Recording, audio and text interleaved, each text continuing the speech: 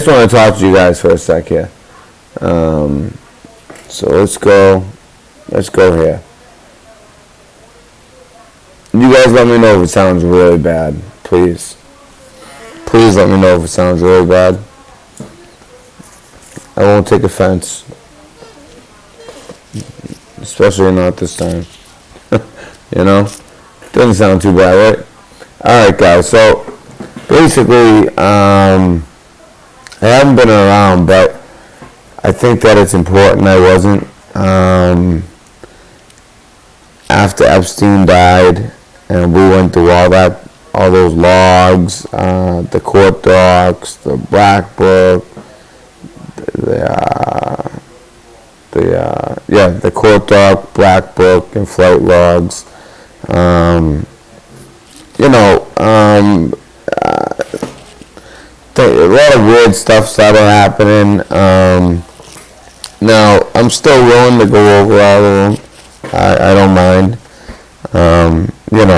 If it wasn't for me having a 2-year-old daughter, it would be a lot different as well. But basically, we were ahead of that. Anybody who was here for that, I mean, we were cracking names.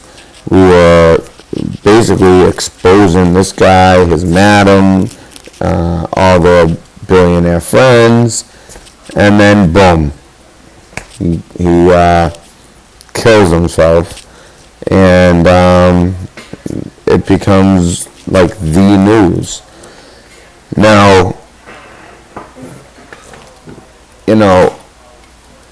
I'm just gonna give you guys a heads up now.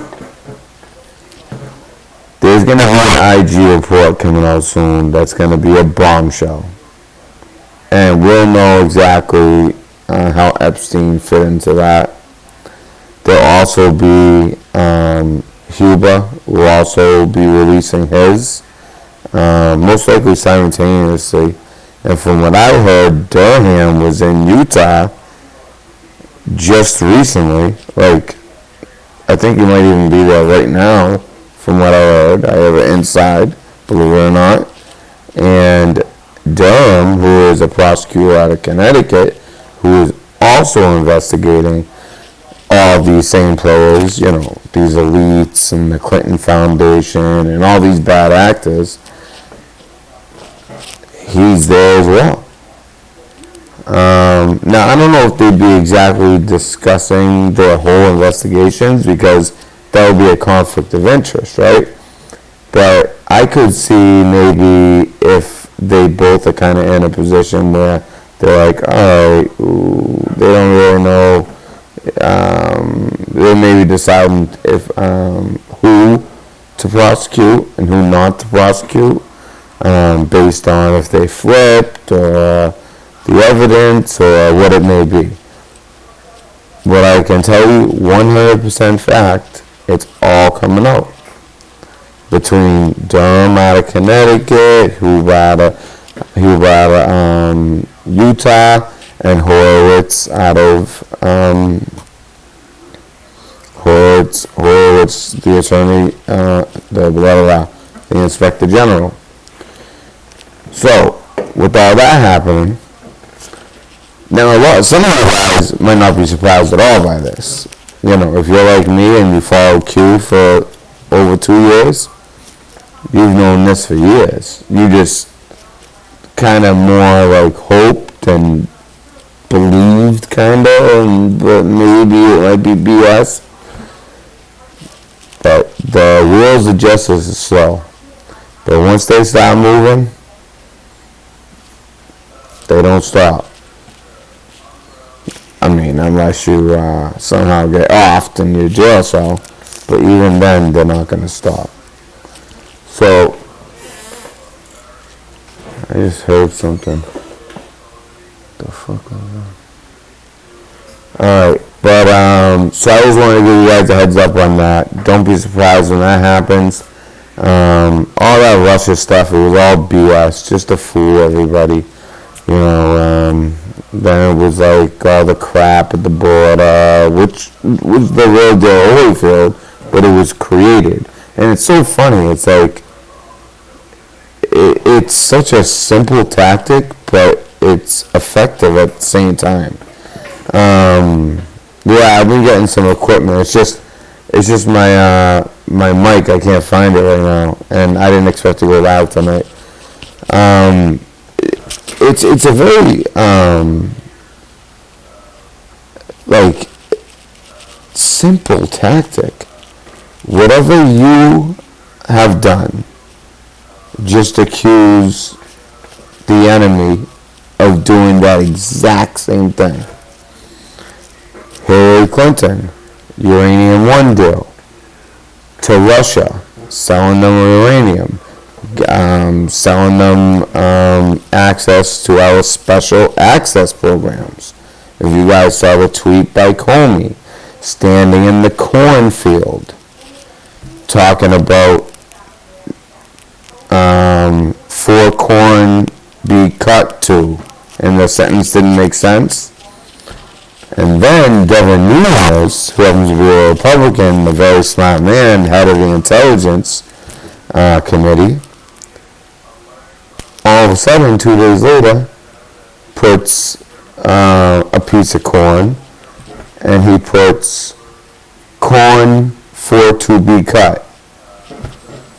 Now I'm going to tell you what that means, what they're talking about, and I'm telling you this, you're not going to hear this anywhere.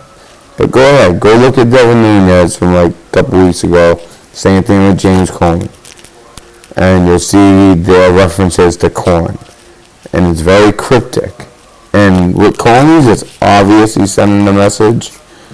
Even with Nunes, Devin Nunes is always sending a message, the head of the Intel community. He's the chairman. Now, I'm sorry. Adam Shifty is the chairman, but he might be in some big trouble. But Nunes is the, leading Republican, of course. Now, what they're talking about is corn backwards. The NROC. And let's look into that. And by the way, what else? We don't have that. Well, let me finish my thought from before. So, Uranium One. So what do? You're in bed with Russia. What do? You accuse Trump of being this Russian agent with a pee-pee tape, when in reality, there's a tape of her with Huma Abedin and, let's just say others that are very young. Okay? And this is all coming out. Now that, I don't know if they actually make that public, but it's going to be it's supposed to be 20% public, 80% private. But there's so much. I mean, it's almost like they've been slow dripping it, without us even knowing it. They've been kind of slow dripping it in the news, because if they just hit us with it all at once, there'd be hysteria, and the economy would crash, or things would go ballistic. So, it's kind of like a slow leak. And I think that's in the plan the whole time. And then so Russia. And then after that, what happens, right? Then it goes to, okay, well, so we're not doing that, but so he is the Mexicans and what he's doing at the border and all that. But in reality, same exact thing. All he's trying to do is stop the drugs and this influx of people taking advantage of, all of our social services and things like that, and making it so it's not really available to Americans in a way where they can actually get on their feet.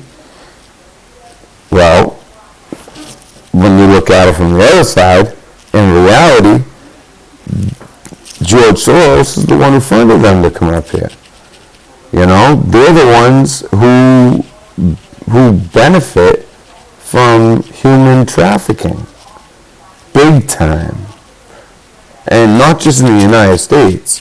I mean, they really benefit internationally. We're talking, Thailand's always been like the capital of, that type of stuff. North Korea, places like that. Also, they'll say that Trump is, basically said it was the Russia and there was this. And so it looks like the latest thing, my point is, whenever you see them, like, adamantly all coming out, so even racism.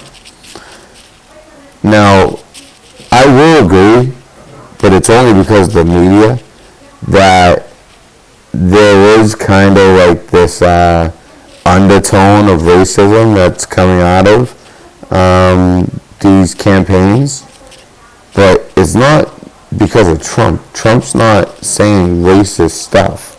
It's just, because he's being honest and talking about the border, it's like, they make it racist.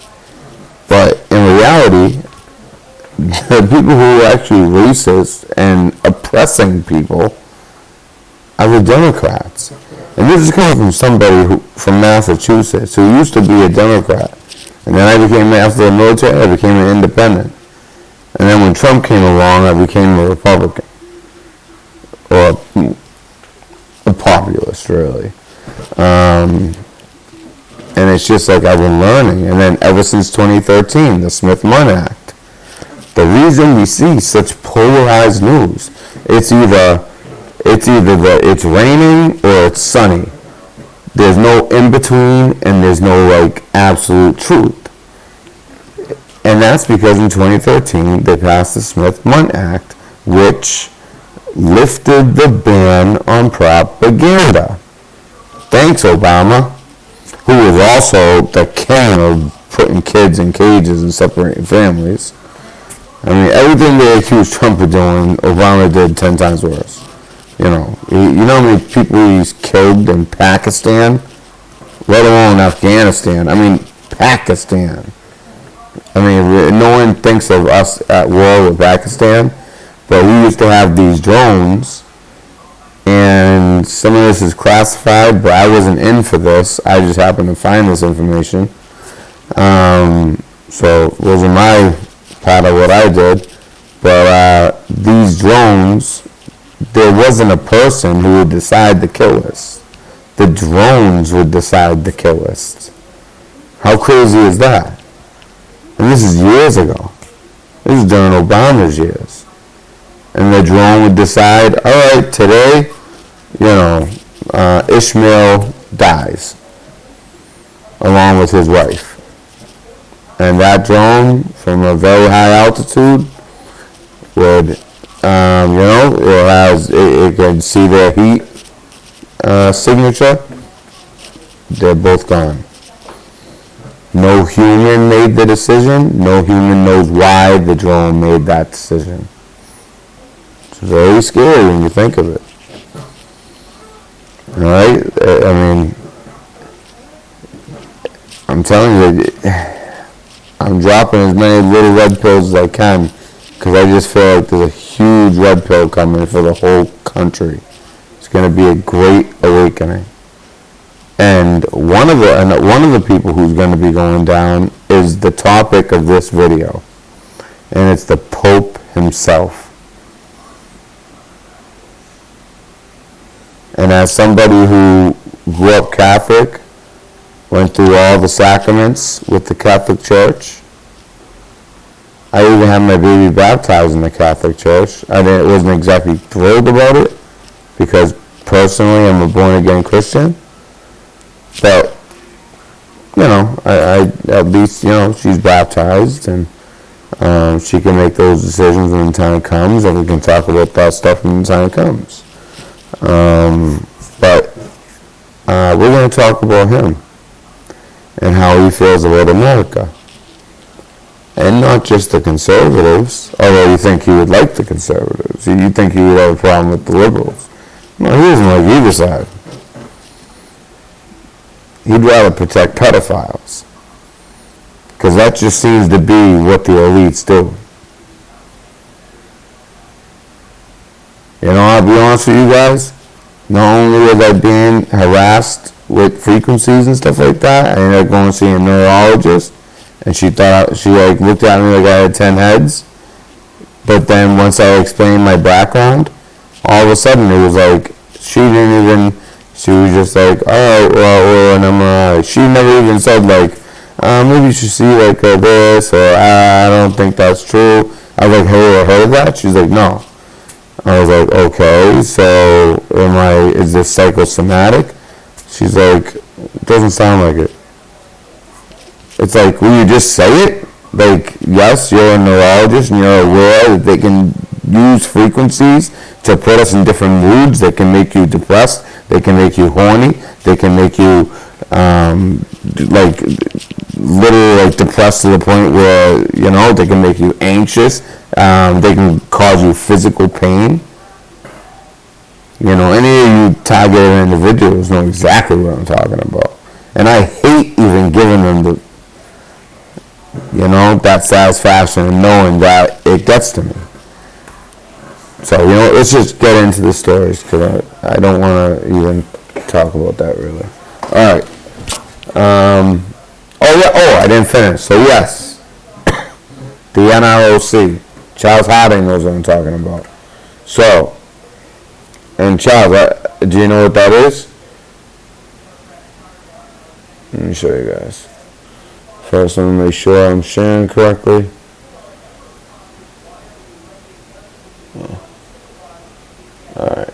Alright, so.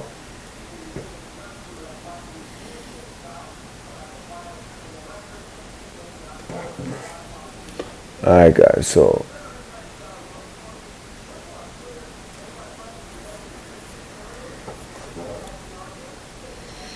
Actually, before we get into the main topic, I want to show you guys this. Is very interesting.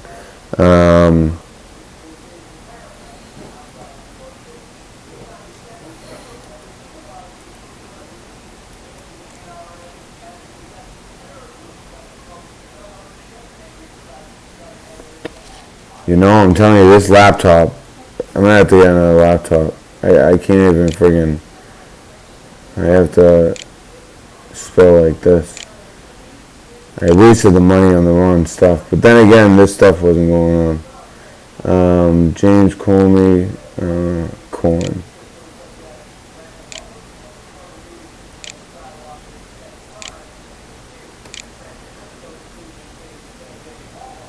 What? I do it wrong? Oh.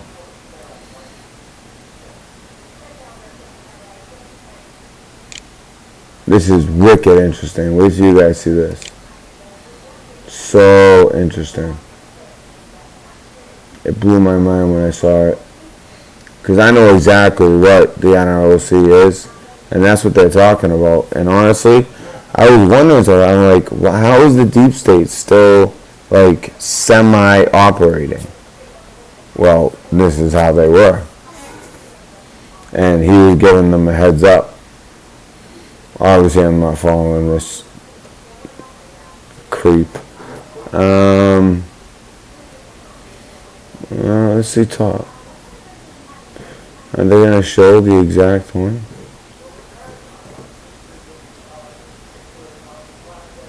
Corn's ready for harvest. And Delanina, same person.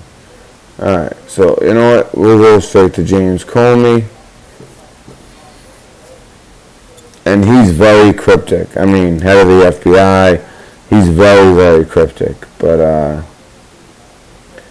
he's figured out on this one. So we'll see. Let's expose this guy for what he is.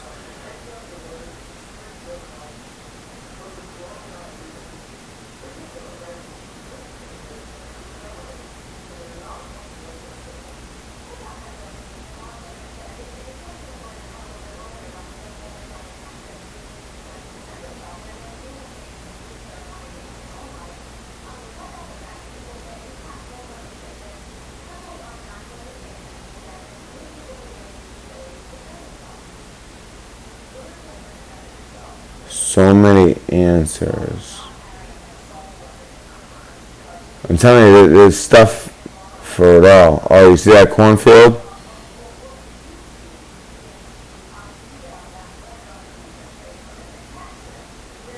See that cornfield? I'm in. We need someone in the middle. Although, let me see. I remember a different one.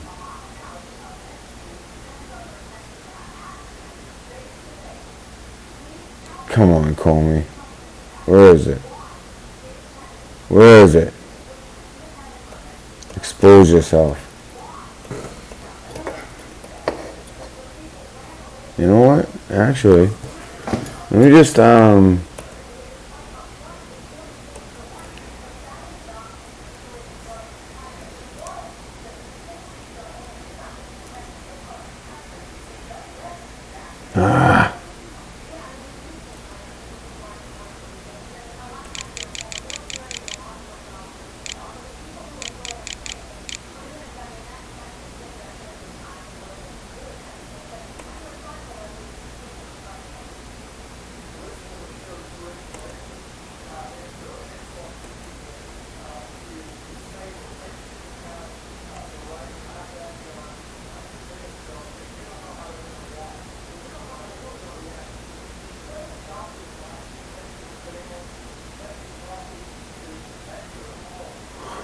see, a lot of people have figured it out by now.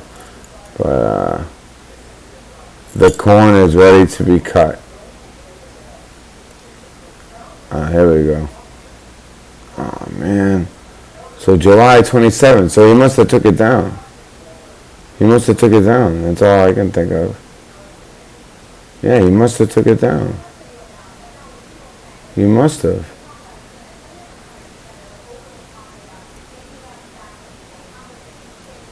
No. Yeah, he took it down. Unless it was that one picture, but no, I think he took it down. So it's around July 27th.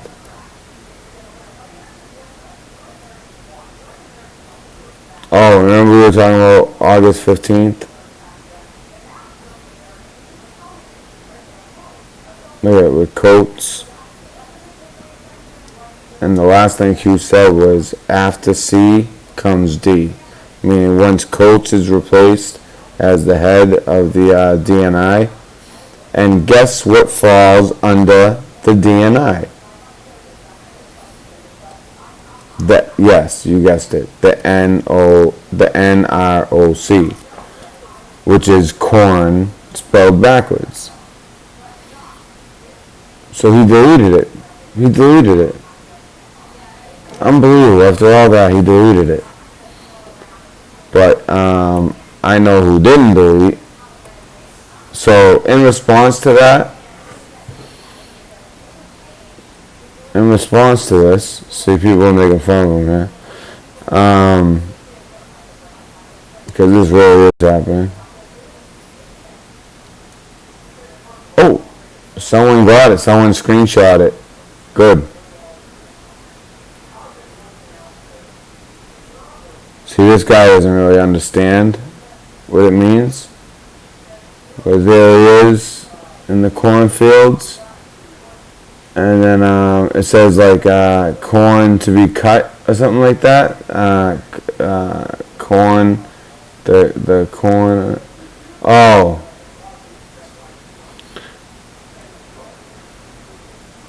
So good to see new growth in Iowa and across the country. And so this is a corn. So basically, he was letting them know, hey, they're going to replace Coates. And once they do, we don't have the DNI no more, which means that we don't have the NROC anymore, which code name, and just like Satanists, they disguise their plans by turning things upside down or backwards. And that's what they do with the NROC. They turn it backwards. Corn. And so I'll show you, like, for instance, one of the good guys, supposedly. I mean, not supposedly. I'm pretty sure he's one of the good guys. Nunez.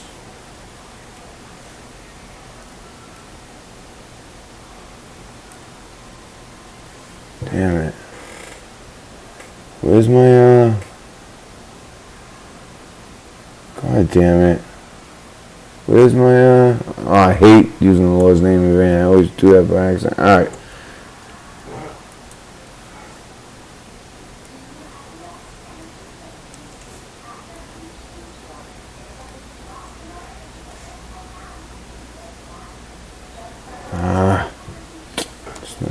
Let's see. Nothing. Because I don't have that stupid... I don't have my keyboard up. And honestly, it'd probably be too much of a pain. I really want you guys to see this though.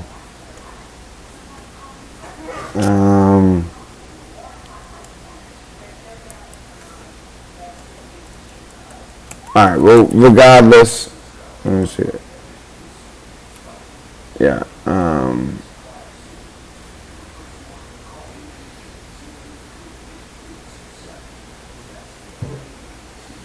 regardless, but, alright.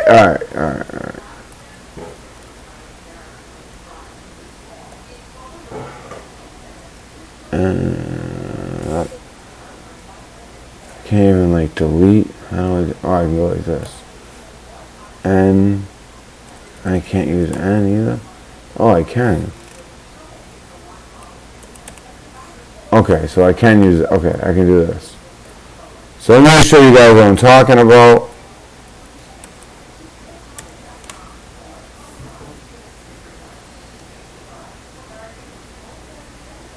And rock.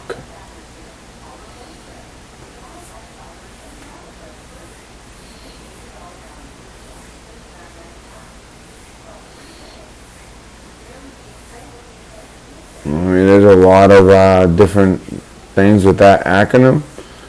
However, NROC, NROC.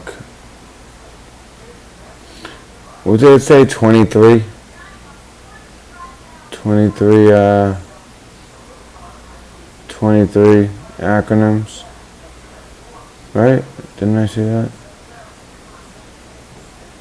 There we go. It'll be in here.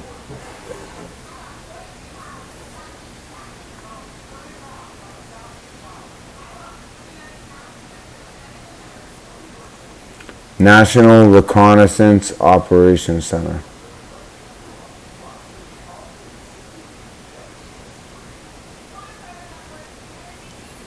Check this out.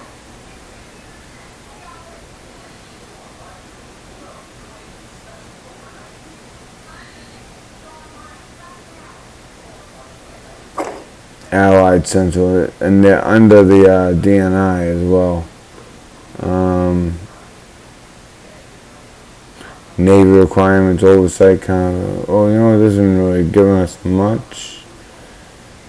It's the National Reconnaissance, and anyways, what they are is basically all the satellites. Like, so that's why they still had so much power, and they're under the what Coates, they're part of the DNI.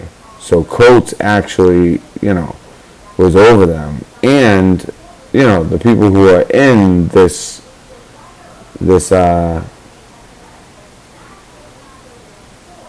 in this, they are like in it for life, and it's a lot of them are dirty. They're actually like the Clintons used to outsource it to other countries, which makes no sense.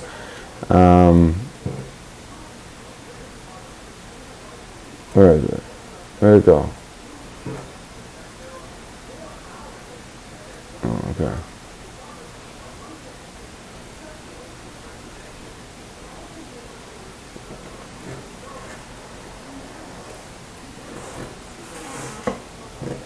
The National Reconnaissance Operations Center.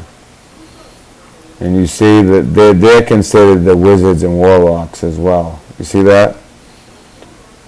Like, they control the satellites, they control everything. See also White House Situation Room, National Operations Center. I mean, this is it. This is the spot.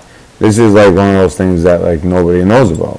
Everyone knows about the CIA, even a lot of people know about the NSA, but people don't know about NROC, backwards corn.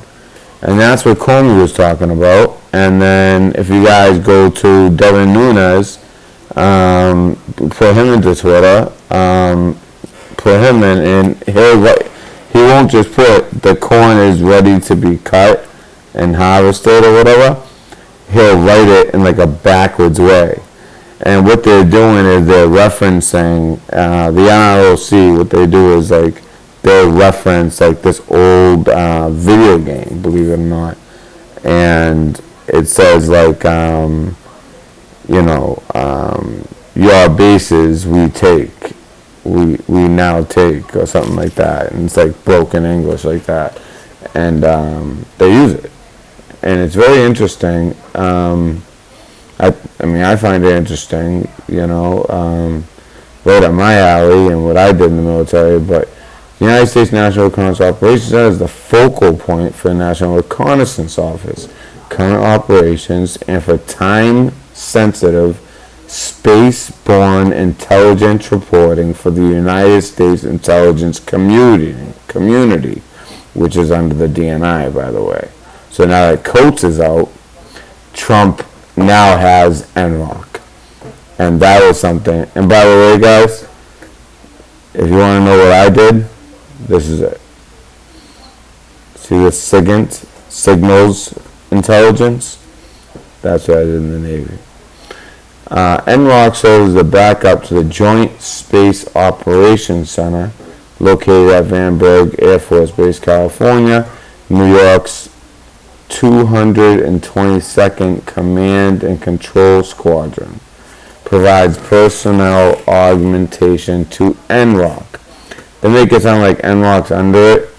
It's just NROC is like it's like a subdivision of that, but what they do is way more advanced. You look at these are like the most advanced things in the military right here, especially like from White House Situation Room, National Operations Center, National Military Command Center, alternate National Military Command Center, National SIGINT Operations Center. That's why my hats say, if you read it, it says, see the NSOC there? Defense Special Missile and Astronautics Center, Terrorist Threat Integration Center. So, this is where it's at. And look, there's not much more to it. But what I do see here is a lot of 22s. That's kind of odd.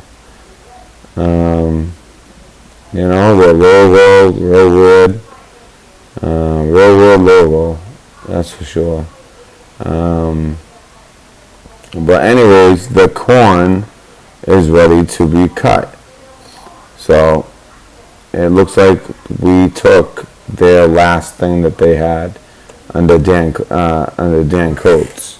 Dan Coates was obviously deep state, and we took it from him. So it's very interesting, and if it doesn't sound interesting, trust me, this is like huge. But a lot of you guys aren't here for that, and I kind of feel bad because it's been like so long already, and I haven't even gotten to the story. So let's get right to it. And it's about the Pope. And if you were raised Catholic like me, this might feel weird, but I've been kind of aware of what this Pope is for a while now.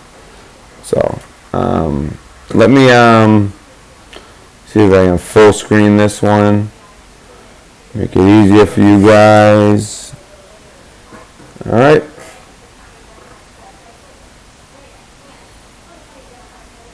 But before I do, let me just make sure that there's nothing, that you guys are good. You guys good? Coats, brackets, and jackets. You got that right, Kelly Kibo. And I hope the fantasy football, I hope you are enjoying it. I was actually going to give you a tip, but, I would say set your lineup. You have a pretty good one. I would set that lineup, though, because you got someone on your bench I think you should be starting. Yeah, they food sold many years ago, yeah. The Boston Globe actually kind of destroyed them. Full speed ahead, ready? Okay, let's do it. Oh yeah, and I'll be up and running better. Now I got some equipment and everything. It's just this laptop. It's alright. I'll figure it out, or I'll figure out a way to have the laptop like I thought I had it figured out, where I could just minimize it and then just instead of, I can't type here, so I could just whatever. Let's get to it. All right.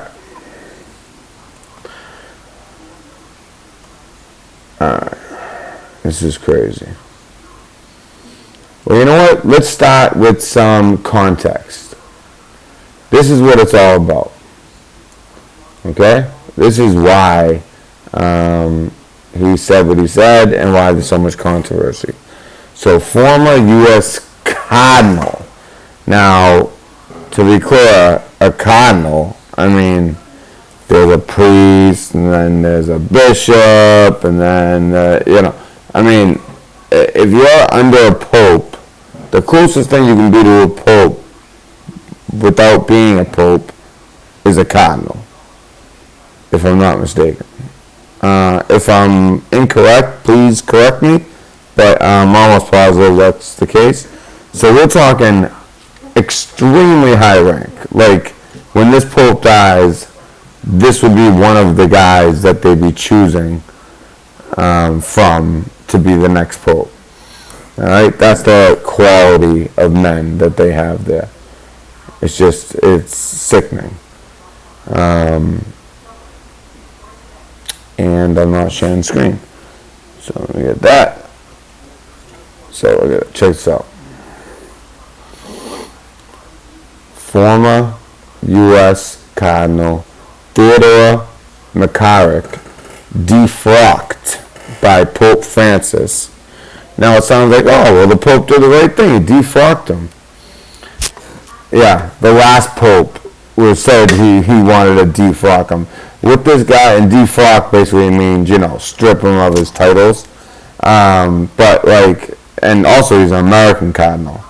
But, first of all, this rarely happens, despite so many of them, not just high-ranking cardinals, but bishops and a bunch of priests, and I mean, they make their bones on this, and they've been doing it for so long, since back when my mother was in Catholic school, and the last thing you ever did, and Kelly Keeble can probably attest to this, her parents probably went through this too, or any of you guys that you were old enough or had parents that were around back then, you never came home to your parents back then and complained about the nuns or the priests, ever, which is why they got away with, sexual abuse on children for so long. Alright? I hate that we're always talking about sexual abuse on children, but, when all this news keeps breaking, it seems like this is what the elites do. And in my opinion, I think that they do get, there's blood magic, there's sex magic, there's different types of dark arts that you can use to appease, Lucifer, Satan, whatever you want to call it, a dark force, whatever you want to call it. Alright? And I don't recommend this at all, obviously. You're talking about your soul here. But, here on earth, you'll be rich, famous, have all the greatest things. But, for eternity, you will be suffering. At least that's what I believe. But that's what these guys have been doing. We all know that. I don't have to tell you that. But it looks like, Pope Francis stripped him of his title. the last Pope, Pope Benedict, who, by the way, is the first Pope who didn't die and gave up his, the throne, the papal throne. And if you guys want to look at the thumbnail, if you guys want to check out the papal throne and see what it looks like, and tell me that that's not demonic. We'll take a look at it too. But look at the thumbnail at the Pope's throne, and tell me that crap's not demonic. Alright, so let's read. So he defrocked by Pope Francis over sexual misconduct allegations. Theodore McCarrick was once a high-ranking American cardinal. Now he is no more than a parishioner who shows up for Mass. Theodore McCarrick expelled from priesthood after sexual abuse scandal. Now, for a cardinal to be defrocked, this guy must have, oh man, he must have done it so often and so blatantly that, Pope Francis just had no choice. Because they protect these guys at all costs. I mean, seriously, to be so that high of a rank too. I mean, they'll protect priests for 30 years, let alone a cardinal. So, disgraced ex-cardinal Theodore McCarrick has been expelled. I hope I'm saying that right. It could be McCarrick. Has been expelled from the Roman Catholic priesthood after an investigation found sex abuse allegations against him were credible, the Vatican said Saturday. Oh, really? The church is penalizing McCarrick, the former Archbishop of Washington, D.C., and Newark, New Jersey. Why are they always in the worst hoods? They're always in the worst neighborhoods. I mean, you guys might think, oh, well, it's Washington, D.C., but anybody who's actually been to D.C., there's the capital, and then there's the real D.C. D.C. is one of the craziest hoods I've ever been to in my life. And Newark, up until the last couple of years with what's happened in Chicago, Newark used to be the murder capital. So, they seem to put them in these really, impoverished areas, and they get away with it. With dismissal from the clerical state, it said in a statement. He will not be able to appeal the decision. The canonical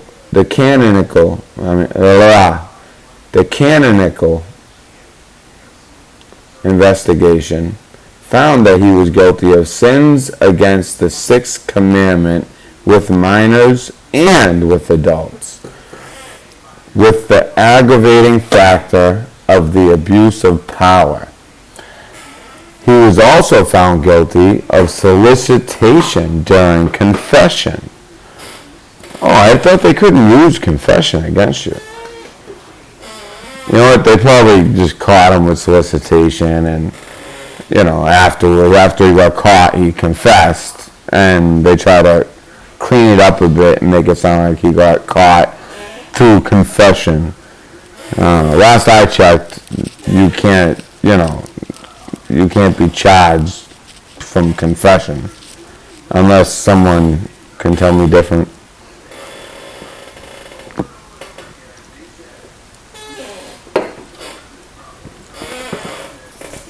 The commandment cited regards sexual behavior. McCarrick became one of the highest-ranking Americans to be removed from public ministry amid the global scandal that has engulfed the church after he was publicly accused last year of sexually abusing 2 children decades ago, as well as coercing adult seminarians to sleep with him. Vatican in turmoil amid Catholic Church sex abuse crisis. What else is new? McCarrick did not immediately comment Saturday. And you guys know that verse in the Bible about, like, judge people by, not by what they say, but, like, by the fruit that they bear, that their tree bears, meaning, what they do, or, the fruits of their words and actions, like what comes of it. Because if you are doing the right thing, you're going to have good fruit. If you're doing the wrong thing, it's going to show. Your tree is going to have rotten fruit. And this guy's fruit wasn't just rotten, it was on the ground, let me tell you. Alright, so he has previously denied one of the allegations and is unlikely to face criminal charges. Like, okay, so he got defrocked, but he doesn't have to face criminal charges. I knew a good priest who, he was bringing drugs into a jail, and he got sentenced to 6 years. Yet this piece of, walks. He's an American. It's not like he's in some country where, they're untouchable. Well, apparently they're untouchable in America, too. Unless they're bringing drugs into jail. Which isn't exactly a good thing to do, but, it's not...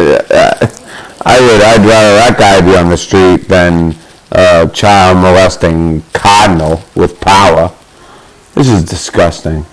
See, I didn't even know this. I like to always read this, like, with you guys, live, so I have, like, an honest reaction.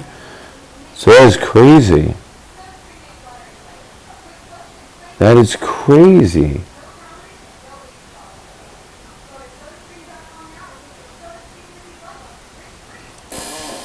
He did not immediately comment Saturday. He has previously denied one of the allegations and is unlikely to face criminal charges as they are beyond the statute of limitations.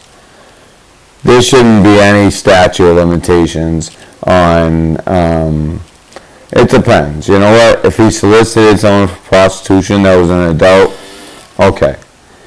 But if it's the children, there shouldn't be statute of limitations on, doing that to children. What a kid has to, make up their mind that they're going to charge not just a priest, not just a bishop, but a friggin' cardinal.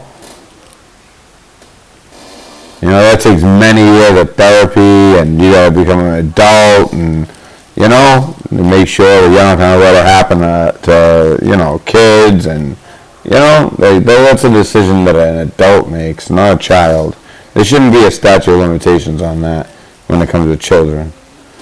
Now, speculating a little bit, they could be talking about, actually no, I'm not speculating, because they said it, that he did it with multiple children. But because of statute of limitations, he's not being charged. So, even if they're also talking about soliciting prostitution, it doesn't matter.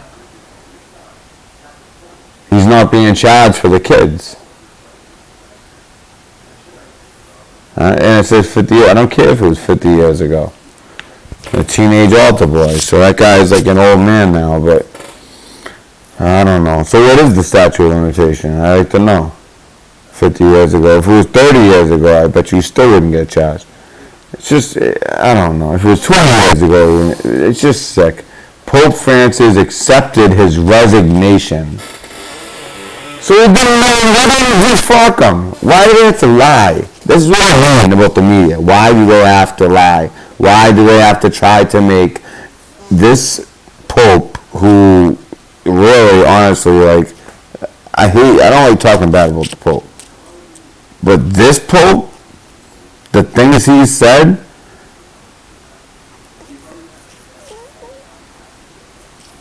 he's had a lot of blunders, a lot of things that go directly against the Bible. And I'm not talking about, allowing people to remarry. I'm talking about some, like, key elements of the Bible. Like, Jesus being God, and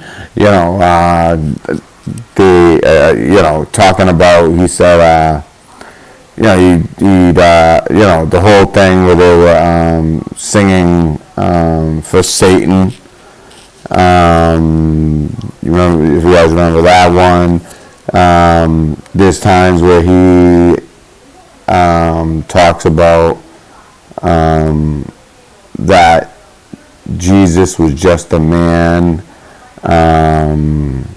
Just the whole idea that we call priest father and we call the Pope the Holy Father. I don't like it. And the Bible says, call no man your father besides the Father, meaning, the Father, the Creator himself. And that's it. I mean, I guess, maybe your biological father, but I don't even think I said your biological father, but, I could be wrong on that one, but still, you're not supposed to go around, also, you're not supposed to be worshiping idols either. So I don't know why we're always worshiping Jesus dead on a cross. I mean, what it represents is beautiful. But to continue to, to put that up as where you worship, that's exactly what they were talking about when they said not to worship idols. Stuff like that. Don't call any man your father.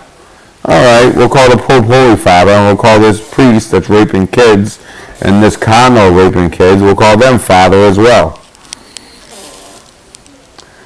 I don't know, man. There's a lot of reasons I left Catholicism, obviously. I get my issues. But I'm not trying to change anyone's mind on religion at all. I'm just kind of, talking. Alright. So, they said, like I said, they said NBC News, the honest company they are, they're because no one's going to read the whole thing. They just read the title, and it said that, the Pope defrocks, this sexual abusing cardinal.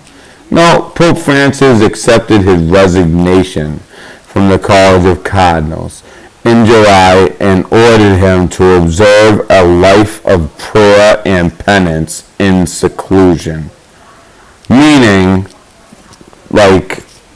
you don't have to work, you don't have to worry about bills, just go live in some mansion and just do your thing there. I'm sorry, guys. I'm trying not to be in a bad mood, but when it comes to kids, I get pissed off. When it comes to anyone that's defenseless, I get really pissed off. Especially the more powerful that person that does it is. The scandal was prompted by a sexual abuse allegation involving a teenage altar boy from nearly 50 years ago in New York. At the time of the claim, McCarrick issued a statement saying he had absolutely no recollection of this reported abuse, but that he was sorry for the pain the person who brought the charges has gone through. What? I don't remember. Think of how old he is right now. But he's done so much stuff, he knows that he did it. After his removal, church officials in New Jersey revealed that the 88-year-old cardinal had also been accused of sexual misconduct by adults 3 times in the past. 2 of those accusations resulted in secret settlements, officials said. And that's what I'm talking about. That's what the Pope does. That's what the Catholic Church does. That's what the Vatican does. They settle out of court, and we never hear about it. 99% of the time. And then they just continue to do it, and do it, and do it. And then finally you have that one person who won't settle out of court. And then we hear about it. Maybe. And even then, they don't get arrested. They go to live in seclusion and prayer. aka rent-free chilling.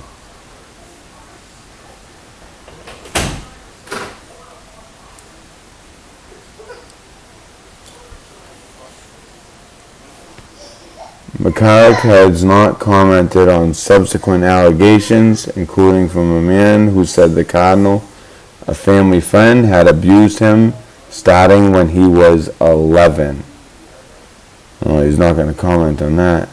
In October, Francis authorized a thorough study of Vatican archives into how McCarrick advanced through church ranks despite allegations that he slept with seminarians and young priests. Oh, I wonder. They do that stuff just to,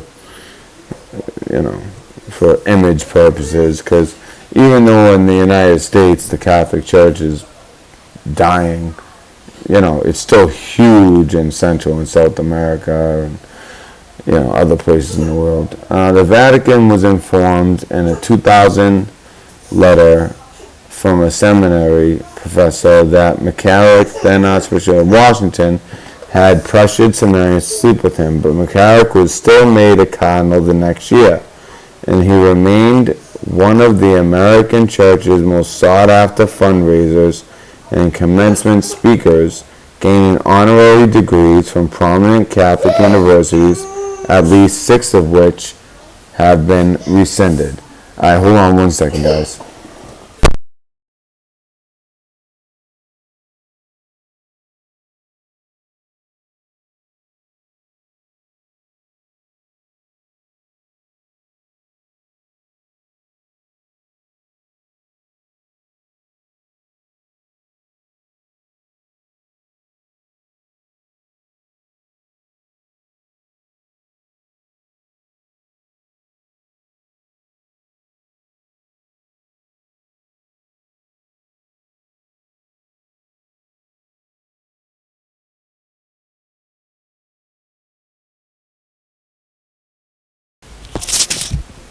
Alright, I'm back.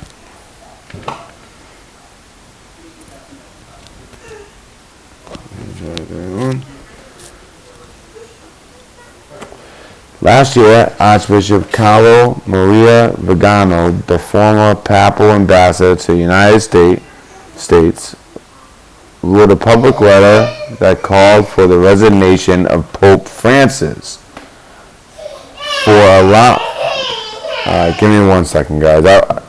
Just need 1 sec.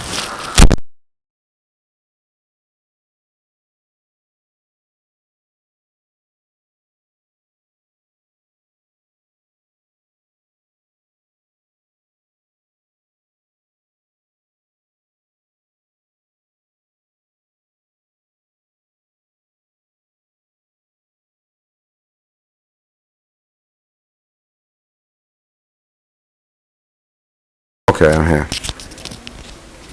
Did you guys hear that last line? I'm going to reread that last line. That's crazy. So last year, I liked this guy, Archbishop Carlo Maria Vigano. His Maria? Okay. He's a man, obviously, Archbishop Maria Vigano. Okay. Whatever, that's cool. The former, I didn't know that they take females' names. Like, for instance, when I took that name, I took Augustine. I always liked St. Augustine because he, kind of was, misguided when he was younger and got in some trouble and then found God and ended up becoming a saint. He was such a good person. And, that's the type of person I want to be. I want to make up for a lot. Anyways, just continue. The former papal ambassador to the United States wrote a public letter that called for the resignation of Pope Francis for allowing McCarrick to travel on church missions while being aware of the allegations against him. Vigano alleged that Francis' predecessor, who didn't die when Francis took over, which makes it real weird and very end times-ish, you know. Even Nostradamus said that, the Pope would replace the last Pope, the Pope before the last Pope wouldn't die. He would, be taken over. And how weird that Pope Benedict didn't die and Pope Francis took over. When Nostradamus predicted it, there's stuff in the Bible that correlates to it somewhat. It's really interesting. Had imposed sanctions on McCarrick a decade ago, ordering him to withdraw to a life of prayer and penance. So Pope Benedict had already gave him this harsh sentence of prayer and penance. Oh, man. Pope Francis has not directly responded to the allegations in Vigano's letter because they're true. Saturday's announcement came days before a highly anticipated meeting between Pope Francis and heads of national Catholic bishops' conferences. The February 21st to February 24th meeting at the Vatican is being held to discuss the global sexual abuse crisis, which has eroded the faith of many Catholics and threatened Francis's papacy. The Pope pleaded with sexual abusers within the Church to surrender to authority in December, while promising the Church will spare no efforts to seek justice for sexual abuse victims. Well, I think he's kind of proven himself right there. And by the way, just so you guys know, this all came out back in February, right? But you guys will see what's going on right now. McCarrick served the Washington Diocese from 2001-2006. He has retired as Archbishop in 2006 when he turned 75 and went on to become a Vatican emissary after Francis was elected, traveling to international hotspots including Iran and lobbying Washington lawmakers, making him a global name. He remained one of the American Church's most sought-after fundraisers and commencement speakers, gaining honorary degrees from prominent Catholic universities, at least 6 of which have been rescinded. So not all of them, just 6 of them. So that means not all, because they would say all if it was all. McCarrick, 88, now lives in a friary in Kansas. The latest punishment means he won't be allowed to celebrate Mass or other sacraments. Well, the only other sacrament that, what's he going to get married? I mean, what sacraments does he have left? Death? That's it. Unless I'm missing a sacrament, I don't really understand that. Okay, the decision on McCarrick is a rare punishment of a high-level church official in an abuse case. Richard Gailardet's chair of theology at Boston College has said ahead of Saturday's decision, if Francis were to reduce McCarrick to a lay state, tells you that he's finally beginning to get the outrage. He added, he's also recognizing that a much more stern disciplinary protocol is going to be the norm here. But others criticize the Pope for not moving sooner. Don't forget, the Pope before him, the one that didn't die, had already given him this punishment. So basically, he took away the punishment, had him travel all around the world to Iran, back to Washington with lawmakers, raising money. And then, once it became, he probably did it again. And this time, this person wouldn't settle out of court. And then he was forced to actually, sentence him to what the Pope who did not die sentenced him to. It's too little, too late, said Winnie Obeki, who has organized several demonstrations at the Vatican Embassy in Washington calling for consequences for abusive clergy and any church leaders who knew about the abuse. His offenses are just so egregious, and he has shown no sign of remorse, she said of McCarrick before he was defrocked. One of McCarrick's accusers issued a statement Saturday saying that while he is happy that the Pope believed him, the Cardinal's action will always haunt the Church. The great historical and holy situation is giving rise to all Catholics and victims of abuse across the world.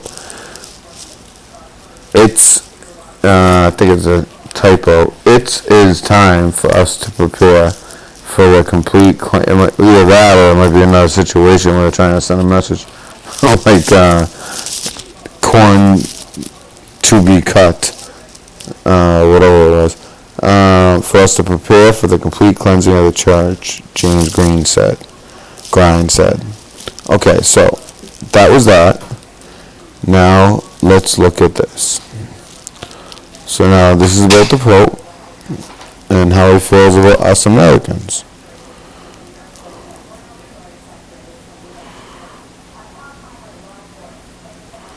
Where is it? Where'd it go? Oh. Alright. Pope on Catholics' criticism. It's an honor if the Americans attack me. That's what the Pope said about us. It's an honor if the Americans attack me. I repeat. And that was today. Aboard the papal plane, Pope Francis acknowledged his growing opposition within the conservative right wing of the U.S. Catholic Church and said in offhand remarks aboard the papal plane Wednesday, "It is an honor if the Americans attack me."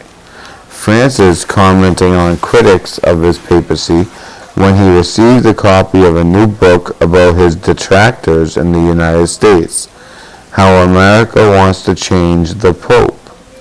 Author Nicholas Sinisi, who covers the Vatican for the French Catholic newspaper Le Croix, presented it to Francis on a flight to southern Africa. The plane landed in Maputo, Mozambique, late in the afternoon. Francis is on a trip. Wait, does that make sense? Francis is on a trip. That also takes him. What's up with these? This is supposed to be like. Also takes him. The next one's from Santa. Takes him to Madagascar and Mauritius. In his book, Sinisi charts the fierce criticism of Francis among American conservatives who loathe his outreach to migrants and China. Because he's a globalist, big time. His denunciation of free market capitalism, so he supports communism, his environmental concerns, and his relaxation of church rules on the death penalty and sacraments for civilly remarried Catholics. So, that was always against the rules. Now he's kind of changed his mind on that sacrament. Some have gone so far as to accuse Francis of heresy. Oof.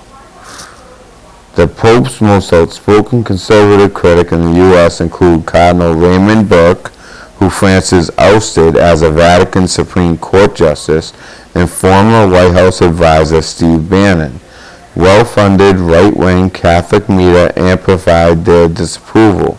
Wealthy Catholics are putting money behind initiatives to discredit Francis' allies with the goal of electing a conservative, doctrine-minded churchman as the next pope. In presenting the book to Francis, Sinisi explained that he had wanted to show Francis problems with the U.S. Church and how Francis had responded with spiritual weapons. Whoa, I want to hear about that. He responded with spiritual weapons? Did they work? And what kind of spiritual weapons? For me, it's an honor if the Americans attack me, Francis quipped as he handed the book to an aide. The Pope added, "This is a bombshell." Wow. Vatican spokesman Matteo Bruni sought to clarify the Pope's comments afterward, stressing they came in an informal context and that Francis always welcomes criticism. Oh yeah, sounds like it.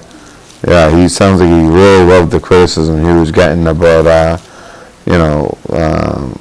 his defrocked cardinal, which he already knew about the crime, and he was already sentenced. But, that was by a pope that, it doesn't matter. He didn't have to die or anything. This pope just took over, forgave him, put him in a high position, and then waited till he did it again and again and again until he got caught again, and then at 88 defrocked him. Okay. The Pope wanted to say that he always considers criticism an honor, particularly when it comes from authoritative thinkers, and in this case from an important country, Rooney said.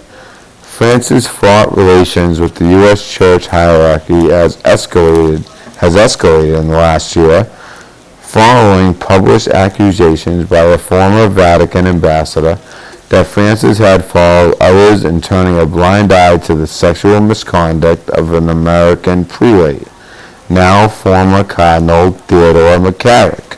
And that's who we were just talking about from earlier in the year. A church investigation determined McCarrick sexually abused minors and adult seminarians, and Francis defrocked him in February. See how they leave out that he was already defrocked? McCarrick penchant for bedding seminarians was an open secret within some church circles since at least 2000. Well, you know what? He shouldn't be doing that. It's the minors that gets to me. I mean, the former Vatican ambassador, Archbishop, and I like this guy, Carlo Maria Vigano, blamed the scandal on Francis and called for him to resign in an unprecedented attack. I mean, you never hear that. You never hear a Vatican ambassador, an archbishop, call for a pope to resign. You just don't. That never happens. Like, the Vatican is, you think the Republican Party sticks together? No, the Vatican sticks together. They do not do that, let alone call for him to resign publicly. Like they said, in an unprecedented attack.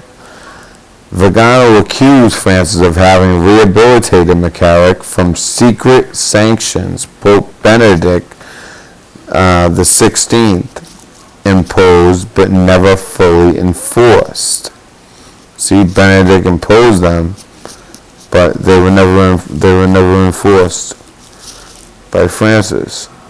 It seems like neither by Benedict either. But then again, he wasn't there that long. He kind of got forced out by Francis, like a thug. I mean, I still don't get that. The Archbishop had ties to the well-funded right wing of the U.S. Church, and clergy and lay people latched onto Vigano's accusations. They questioned his commitment to the fighting clergy's sexual abuse, although allegations against McCarrick first arrived in the Vatican during the papacy of St. John Paul II. Sinisi, whose book was published in France on Wednesday, said he wanted to use the publication of Vigano's claims as a starting point, even though criticism of France's papacy has earlier roots, including teaching documents about the environment and the injustices of the global economy. Do you guys see what this guy's about? History's first Latin American pope had his own qualms about the U.S. church leadership, which veered to the right during the conservative papacies of John Paul and Benedict, and focused on fighting culture war battles over abortion and gay rights. Relations took a nosedive in the aftermath of the Vigano affair, when several U.S. bishops vouched for Vigano's integrity and demanded the Vatican respond to his allegations. Even the head of the U.S. Conference of Catholic Bishops, Cardinal Daniel Donato, called for a full Vatican investigation. Wow. It looks like some good cardinals and bishops are actually coming out against this pope. To date, the Vatican hasn't released a promised report into the scandal. So they promised one, but not released. The U.S. conference lost further steam in Rome when it tried late last year to outmaneuver the Holy See into accepting new accountability norms that the Holy See said were legally problematic. Eventually, the U.S. conference adopted revised norms in June. So basically, it sounds like the U.S. conference wanted them to, hold sexual abusing priests accountable. But, the Pope and the Vatican weren't about that. Now, this is from CNN, so I don't know what to expect here, but let me just check. How you guys doing? Let me check on you guys real quick. How you guys doing?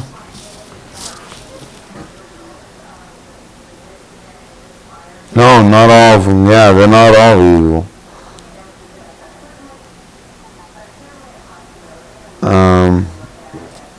Yeah, not all of them. Alright, so we'll continue. Let me see.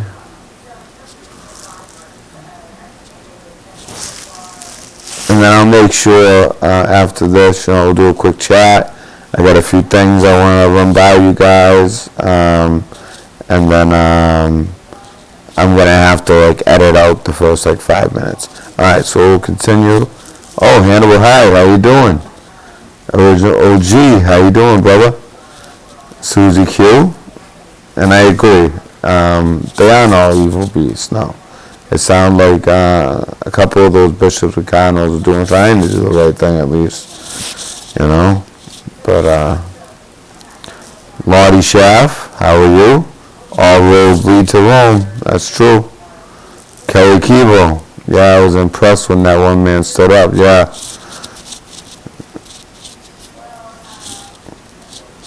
Imagine something happened to him.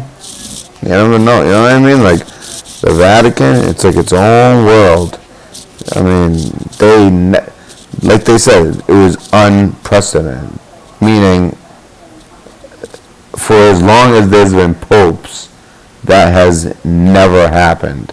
When anybody in the Vatican, let alone somebody of that stature, called for the Pope to step down. Because he's totally allowing child abuse and all this stuff. It's sick. What's up, El Gato? Good to see you here. It's been a while. It is. It's a good and evil war. Thank you, Original General OG. Bless you too, brother. Hannibal Hyde, my boy. It's good to see you guys. It's been a while. Yeah, I know. When you really kind of hit them where it hurts and you really are touching on some truth, there's certain ways they can mess with you, but it's okay. I'll always be back.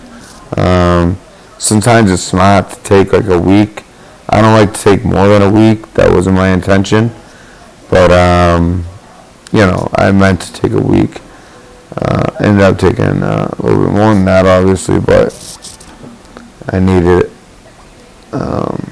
It's dark stuff, and if you get too close to the truth, it's so easy, especially with frequencies, to mess with somebody. I know it sounds crazy, but listen, I work with frequencies. I know what they do.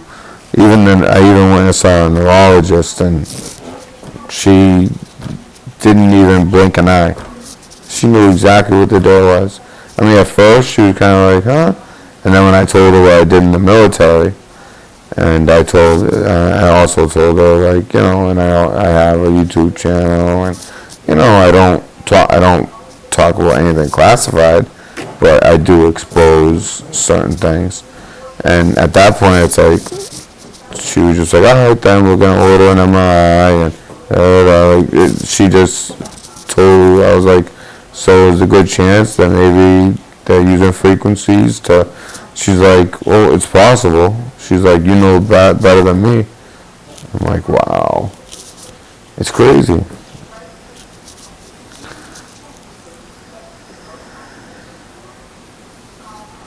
And that's true, Amberhide. It's just, in my opinion, and I'm probably wrong, but I think that the modern day Tower of Babel, and if you want afterwards, like, look it up, and hit images and look it up. It is the quantum chip inside of the D-Wave machine. In my opinion, that's like the modern day Tower of Babel. I mean, that would be, it would lead to multi-dimensions, all kinds of stuff. Quantum computer, that's, in my opinion, the modern day Tower of Babel is the chip that is, it's like a fraction from absolute zero. It's actually the closest to absolute zero that's found in the whole known universe. Even in outer space where there's nothing, it's colder in that D-Wave machine where the quantum chip is, and they have to do that to slow down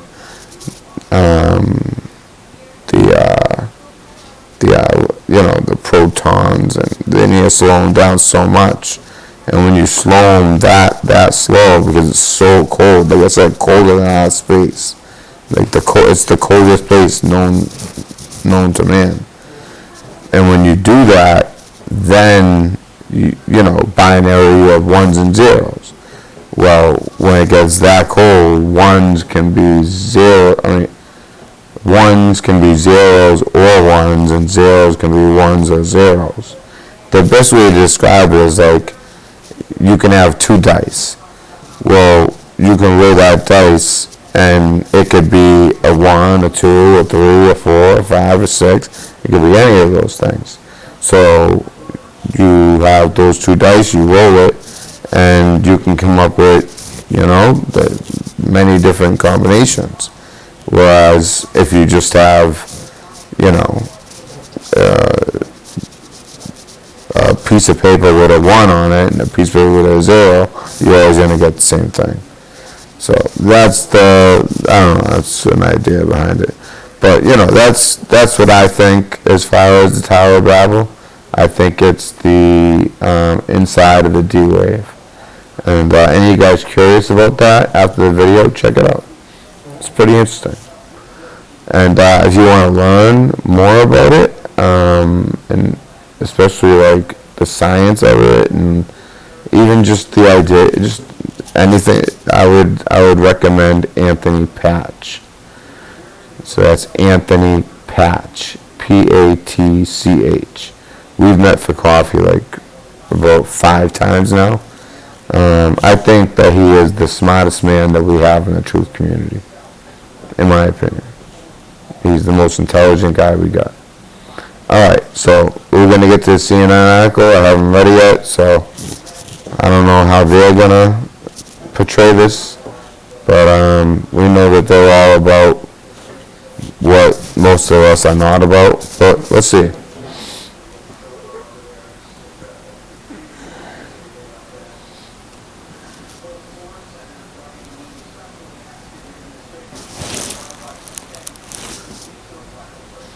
me see. Be careful.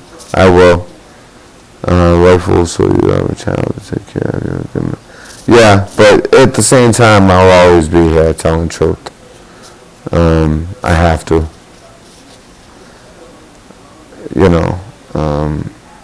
I firmly believe in God. I firmly believe that, this is what I should be doing. And I get the message all the time. The fours. I mean, those of you guys who know me for a long time know that I see the 3 4s everywhere. And it's just constant, like every single day. I know it's his way of reaching out to me and letting me know that I have a purpose that I need to fulfill. Oh yeah, CRISPR. Yeah, Kelly. Yeah, research D-Wave. And check out, if you want, I can do a show on D-Wave. If you want to do it, I can do a show sometime this week on D-Wave. And Kelly, I got some really interesting stuff coming up. That's all I can say. That goes for all you guys. I got some really interesting stuff coming up. You guys don't even know. I'm not going to say anything yet. It's still in the works. Quantum human source who control the mind is their goal for our damnation. And so, basically artificial intelligence in the end. You take that D-Wave with that quantum computer, and it can reach a level where things like cryptology become obsolete. It's because every time they have a new model, it's exponentially better. Meaning like, one model is 4, then 8, then 16, then 32, then 64, then 128. It's like each one is exponentially better. So it's like, it's just unbelievable. I'll do a show on what's it called? On D-Wave. And I can use I'll even use like some clips from Anthony Patch, because, he's my friend, so there won't be any problem with that. The Bible says we will see signs. Yes. And I have a feeling that it says that we'll see signs in the moon and the stars. And the stars. I think the sun, moon, and stars, what it says. However, if you've noticed, they've been blocking out the sun, moon, and stars with these, chemi lines that all of a sudden turn into chemi clouds that all of a sudden turn into just blankets of chemi. You know what I'm talking about? It's unbelievable. And it's like people don't notice. Unbelievable. As Nimrod was trying to make a new Atlantis with Babel, so are the powers that be now. They are setting up new Babylon for Antichrist to take his throne. Awesome, Hannibal Hyde. And if I may add, do you know that Nimrod's tomb was in Iraq? And that is most likely the real reason that we went into Iraq. While we were searching for weapons of mass destruction, we were searching for weapons of mass destruction, but the weapon of mass destruction we were searching for was Nimrod's tomb, so that we could get, and supposedly it was empty.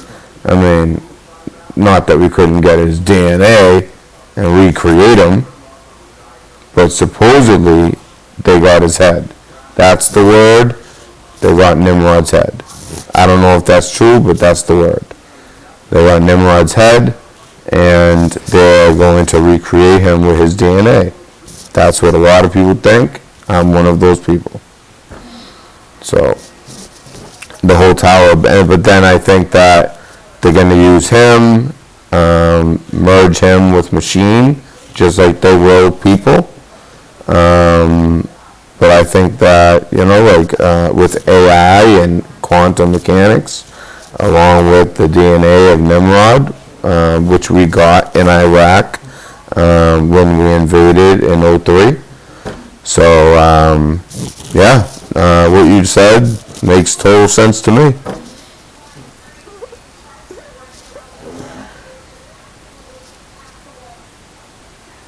Oh yeah, there's signs.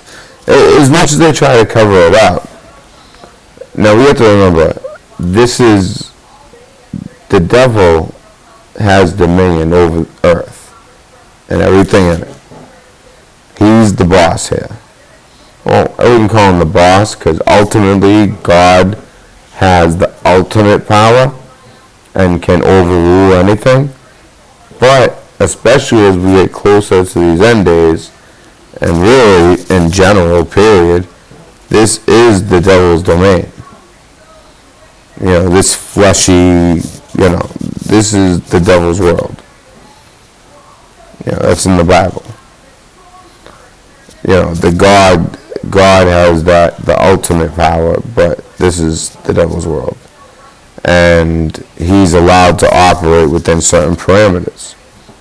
And so, I'm trying to remember the question.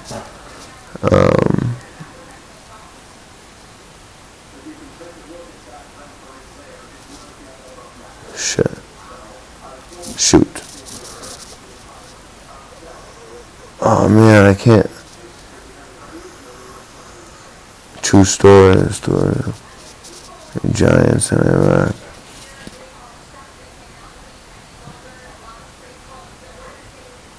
Gilgamesh's head, whom some people think is Nimrod. I'm not too sure Gilgamesh was Nimrod, but I'm not sure. Interesting. If they have Gilgamesh's head, I'm not sure if he's Nimrod, but I would put some stock into it, because that's the word, is that they got Nimrod's head, hence there was DNA. That's the word.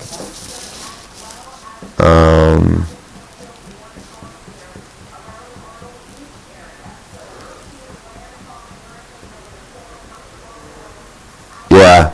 Gato, I love it.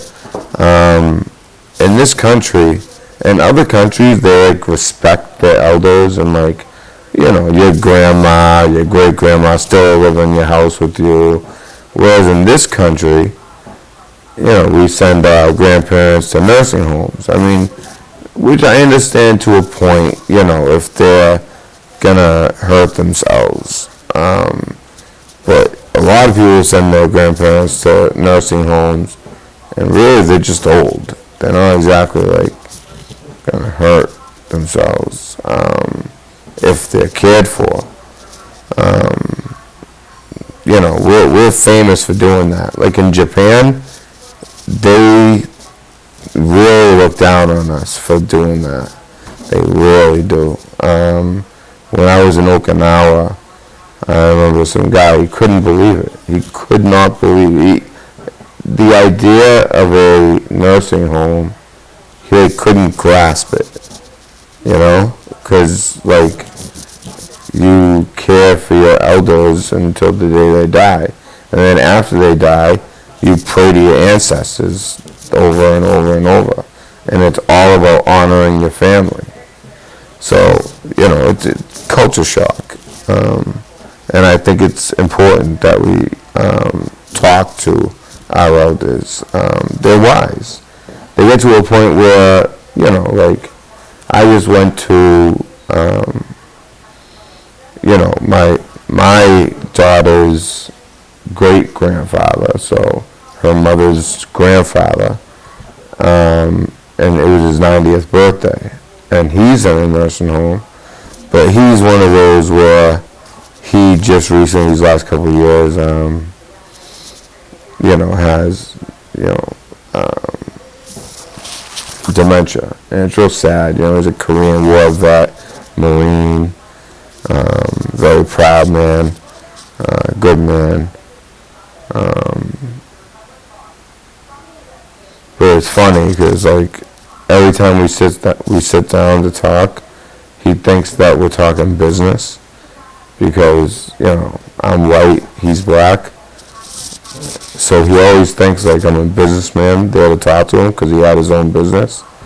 So when he sees someone white, he thinks he's talking business. It's kind of funny, but at the same time, it's sad, to be honest. There's a good chance to,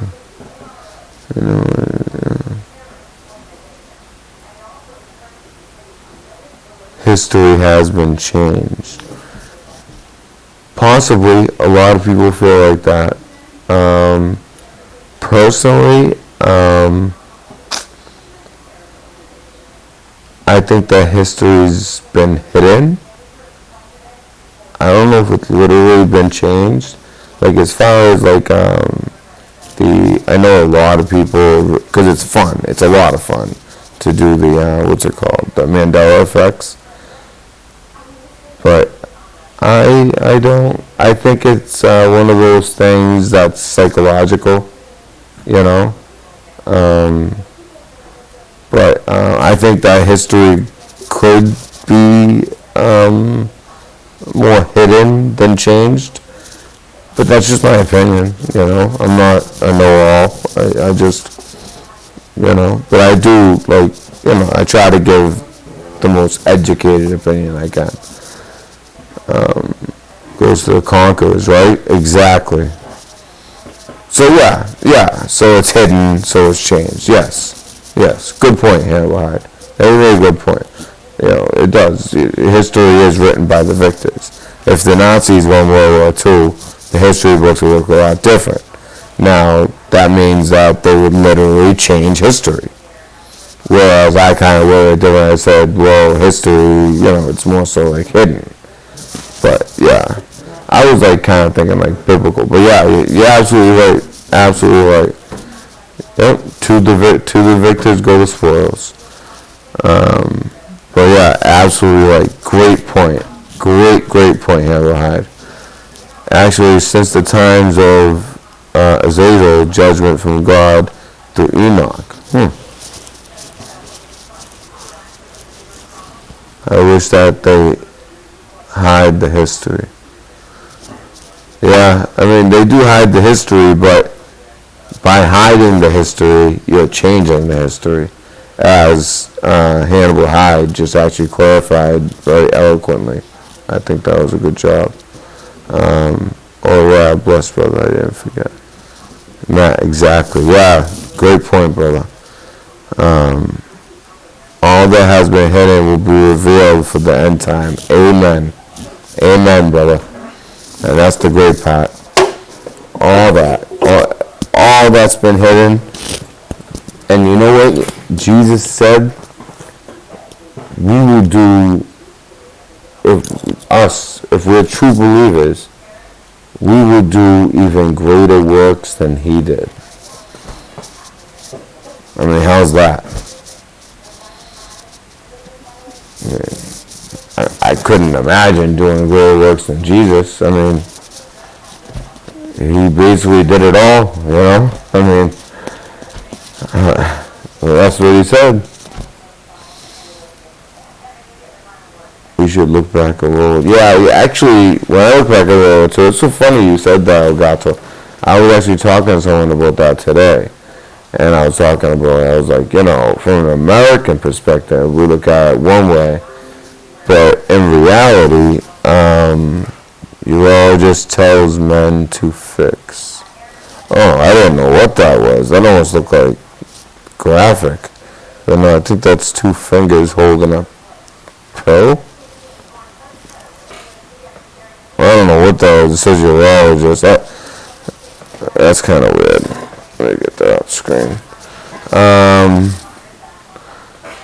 What was I saying? Yeah. I was talking about how really like Russia and Germany. I mean, Stalingrad and all that. Millions upon millions upon millions died on each side. Russia and Germany. I mean, Russians, they more so got killed because the Germans were just they way more advanced, especially their Tiger tanks.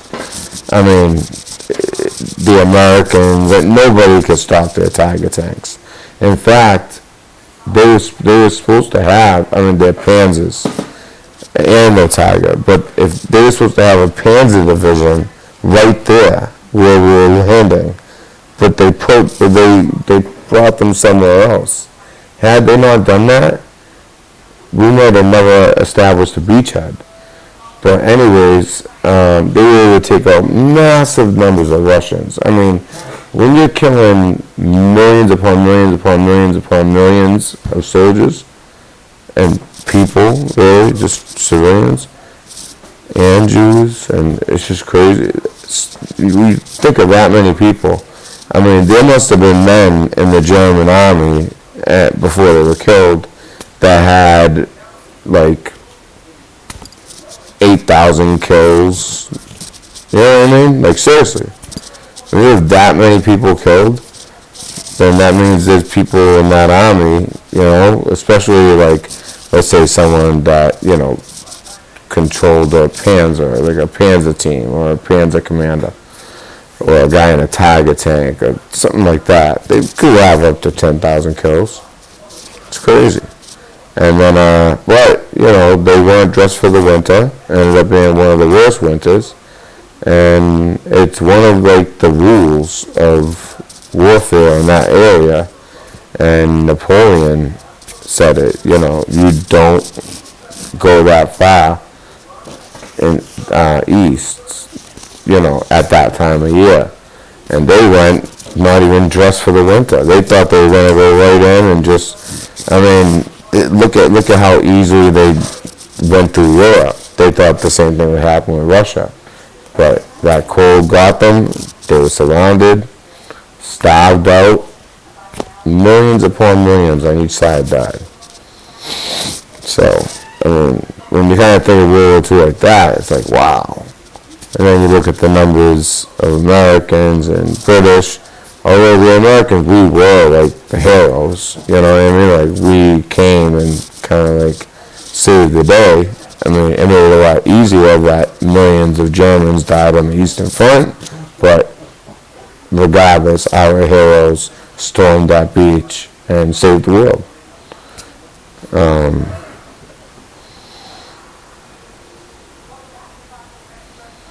Alright, so let's get back to this.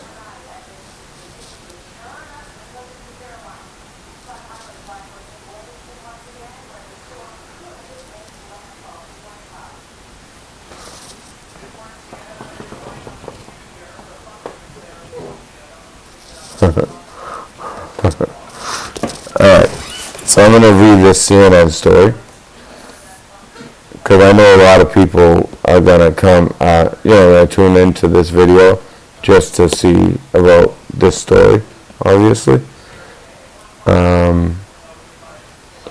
Okay.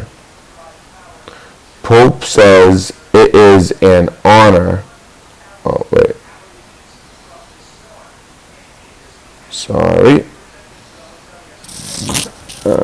Yeah. Okay.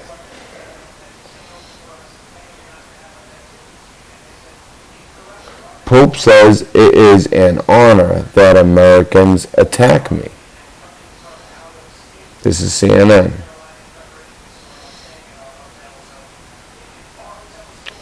Aboard the papal plane, CNN. Pope Francis, who has tussled with the American president, American capitalists, and American Catholics during his 6 years as Pope, seems unfazed by the disputes.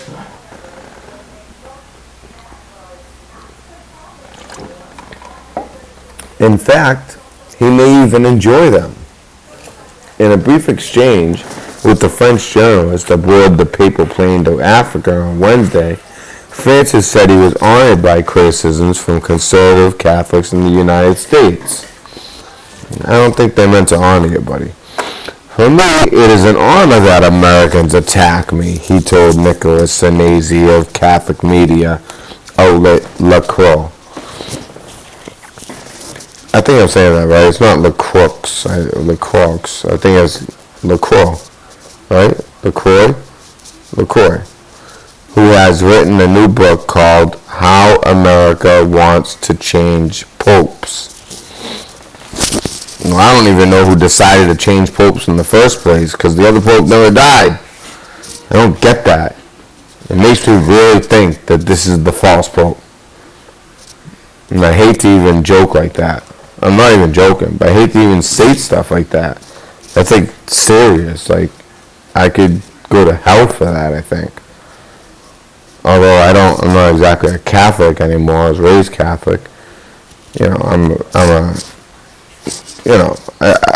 I'm less into the organized religions. I'm more like a born again Christian. And, I read the Bible, I try to be a good guy, and I have a walking, talking, developing relationship with God, with the Father. And to me, it's the Father, it's Jesus, and it's the Holy Ghost, and the Holy Spirit. It's the Trinity. That's my belief.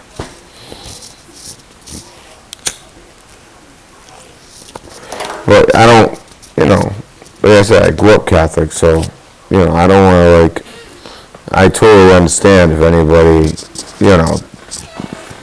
takes issue with me saying that, but, popes aren't supposed to die before there's another pope. So, I don't know. I don't know who's right on that one. Because I grew up Catholic, and I never heard of a pope becoming a pope while the other pope is still alive.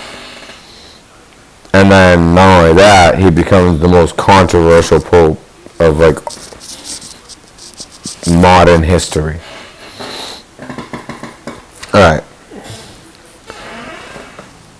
Who has written a new book? Oh yeah, okay. This will be a bombshell. The Pope joked when Sinese handed him a copy of the book. According to National Catholic Reporter, Sinese's book focuses on two campaigns launched by American Catholics disturbed by the innovations of Francis' papacy. One was the founding, in 2018, of a Better Church Governance group dedicated to the investigating cardinals who will vote for the next pope. The other was American conservatives backing of a former Vatican, I like this guy. Oh, they leave out his middle name, Maria. I like this guy, though. The other American, if your middle name's Maria as a archbishop, you're a badass. You're pretty secure with the other was American conservatives backing of a former Vatican ambassador to the U.S., Archbishop Carlo Vigano. If there is another pope, I hope he becomes a pope, because it sounds like he'll really actually clean it up, unlike this guy. This guy is actually he's regressing. Who has called on Francis to resign, which, like we learned in the last article, is unprecedented. It hasn't happened. That doesn't happen. Not from somebody with that title. Archbishop has called on Francis to resign for supposedly mishandling abuse allegations. Now, do you see how CNN kind of likes to add little words or leave out certain words? That's why I always like to read a couple articles. They're kind of representing this a little bit different. They're more pro this pope, it seems. But there's so much bad going on here that they can't avoid it. Many of the former ambassador's claims remain yeah, see this? Yeah. They're totally wow. So this is what they go on to say. Many of the former ambassador, talking about Carlo Vigano, claims remain unsubstantiated. I mean, so let me continue. And the Pope has denied the charges. Well, first of all, of course the Pope has denied the charges. The Vatican, they don't admit anything until they've made up their mind that they're going to, prosecute and something like that. Until that point comes, they promise things and don't come through as far as reports. They deny, accuse. And when you have that type of environment at the Vatican, nothing is going to be substantiated. But great journalism, CNN. I really gotta say. Other conservative American Catholics have been disturbed by the Pope's theological reforms. So they're gonna make it all about liberal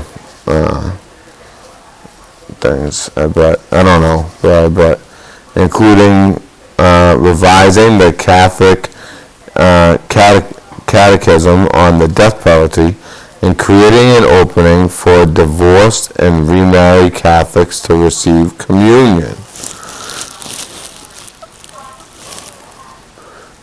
Views of Pope Francis among American Catholics have become increasingly polarized. According to the Pew Research Center, since 2014, the share of Catholic Republicans who say Francis represents a major positive change for the Church has declined from 60 to 37%. I'm surprised it's even that high, honestly. On Wednesday, Papal spokesman Matteo Bruni sought to clarify Francis' response to the new book. In an informal context, the Pope wanted to say that he always considers it's an honor to be criticized, especially when it comes from authoritative voices. And in this case, from an important nation, Bruni said. The Pope also extended his condolences to natives of the Bahamas, where several islands have been devastated by Hurricane Dorian. Oh, actually, I'll close on that, by the way. That and one other thing that, wow, this is it for this.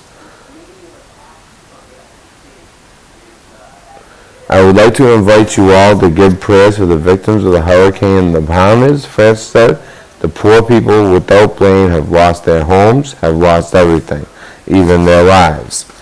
I would like each of you to say a prayer for our brothers and sisters, and I've been doing that, so that's good.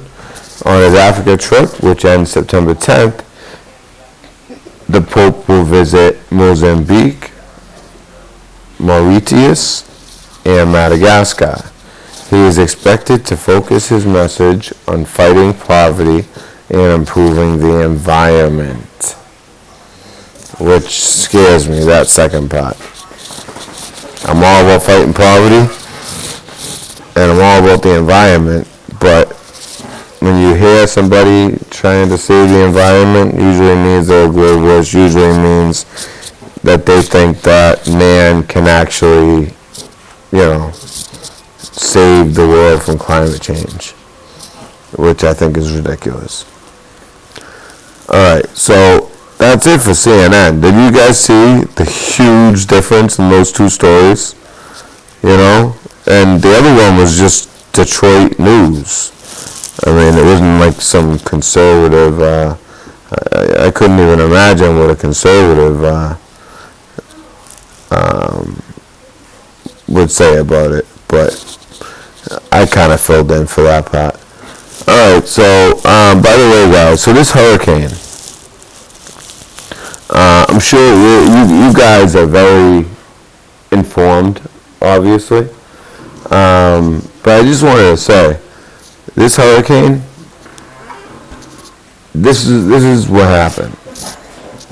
And I'm almost positive about this. Now, if you guys have been watching me for a while, then you know that I've been saying that we've been in a war with China in every which way besides a conventional war. You know, bombs, planes, guns. All right? Besides that, we've been in a war with them in every which way. Trade war, cyber war, shutting down each other's grids, big time spying, intellectual property theft, controlling the weather, creating like upheavals against the government, which I believe we did with Hong Kong.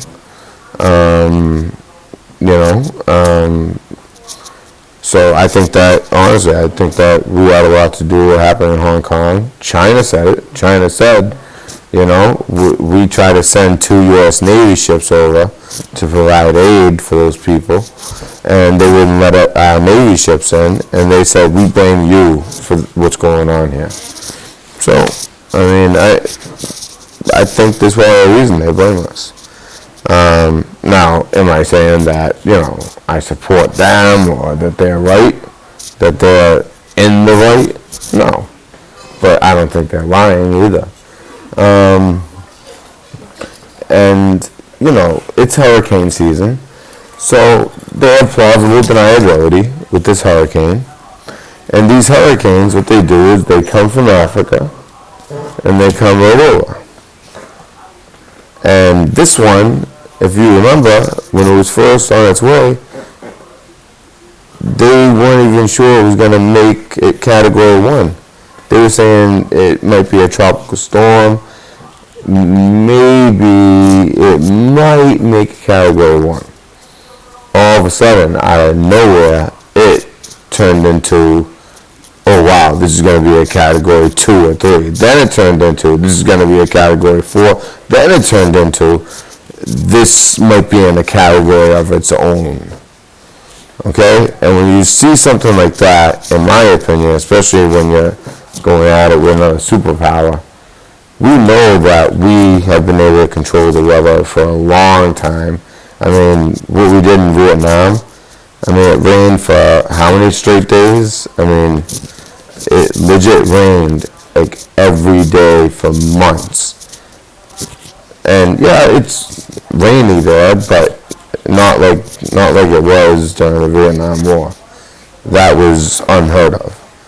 We did that by cloud seeding, and the patents had been out since like the 50s, so we had it down by then. So what do you think we can do now? Come on. And I think China also definitely has that technology. I think a lot of countries have the technology. It's just a matter of using it. That you try to use it, and I think that's what China tried to do. They're getting hit by Hong Kong and political stuff, and I'm sure with like weather as well. Maybe, I don't know. But also, it's not just China, it's the deep state you gotta worry about. And I think that they sent that hurricane over. Because if you guys remember, that hurricane was dead set supposed to hit. It was just a matter of where. Is it gonna hit, is it gonna hit the west side of Florida? Is it gonna hit like Miami? Is it gonna hit the east side of Florida? Is it gonna hit like northeast, like Jacksonville, maybe Georgia? And then I remember them saying, there is like a very, very slim chance, we're talking like 1, maybe 2% chance that it actually just misses altogether and goes up the eastern seaboard.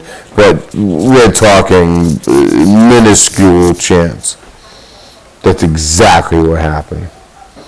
Because we were able to control it and keep it away from the land.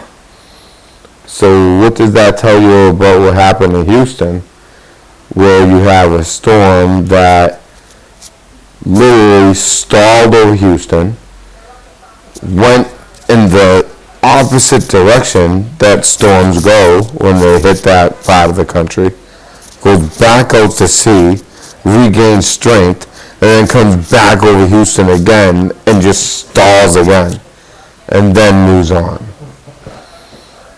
All right, and I mean, I think that was the deep state. That was when they started realizing they were in trouble. And, that hurts us in a lot of ways. It hurts the economy.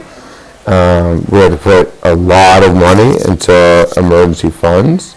There's many reasons why it really hurts us.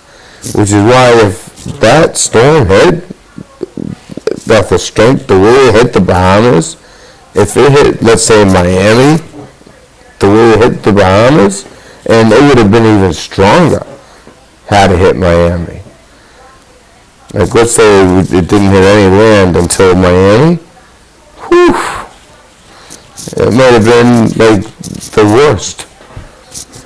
But that 1% happened, and I said it. Even when he said 1 or 2%, I said to who I was with, I said, I bet you that storm misses. And what a coincidence that earlier in that week, before anyone was even talking about a hurricane, someone might have said, oh, hurricane season's coming, but nobody was even talking about this hurricane. I mean, they didn't even know if this thing would be a tropical depression at that point. This is when Trump was leaving for the G7. And what did he say? Everyone laughed at him.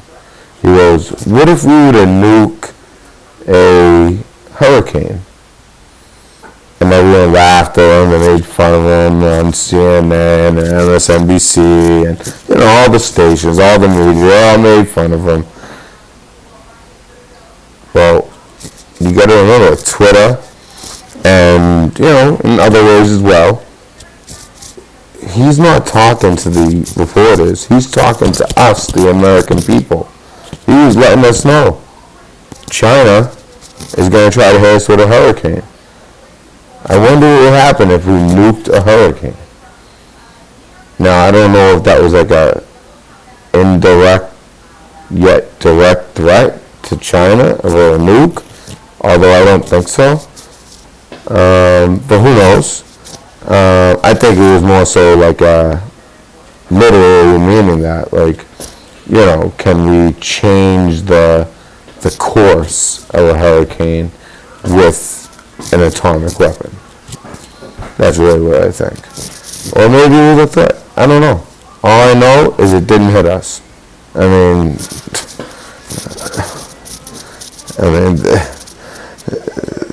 it's just unbelievable. It went from supposed to being nothing, and that's when he said, what if we nuked a hurricane? And at that point, there was no thought of any substantial hurricane, not even a tropical depression. And then all of a sudden, there is one, and then it's getting worse and worse and worse until the point where it's like, holy crap, this is going to be bad. And then it's like, whoa, this could be the worst ever. And then it's like 1% that it misses. And it's still just going right up the Atlantic. By the time it hits land, it's going to be so weak, it doesn't even matter, if it even hits land. So, that's my opinion on that. I just wanted to give my opinion on that. I don't know what you guys think.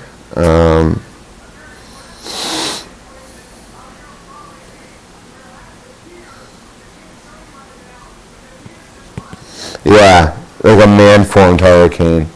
Yeah, because of the strength of it, the way it veered course last minute, the way that Trump, before it was ever even thought of to be a hurricane or a tropical depression or anything, he was talking about nuking a hurricane. A lot of coincidences there. And, we know China probably has those capabilities. And what better way? I mean, our tariffs are really killing them. Well, one way to kill us is to nail us. If that hurricane, as was, hit us, and let's say Miami, a port city, we'd be screwed. It would hurt us more than a trade war would. you would knock out some of our biggest ports. So,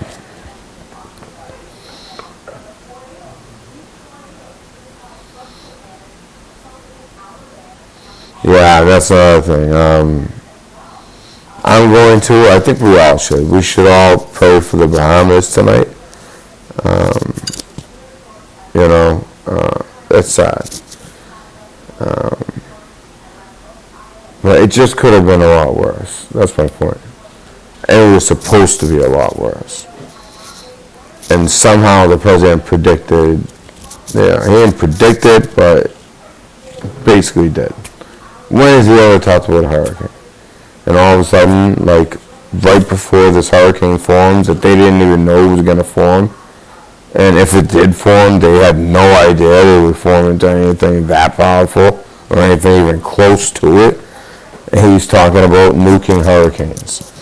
I really think he knew that China had a plan to do it, and China had done what they had to do to start it up. And, there's certain ways to feed it, and we think, well, where do they do it from?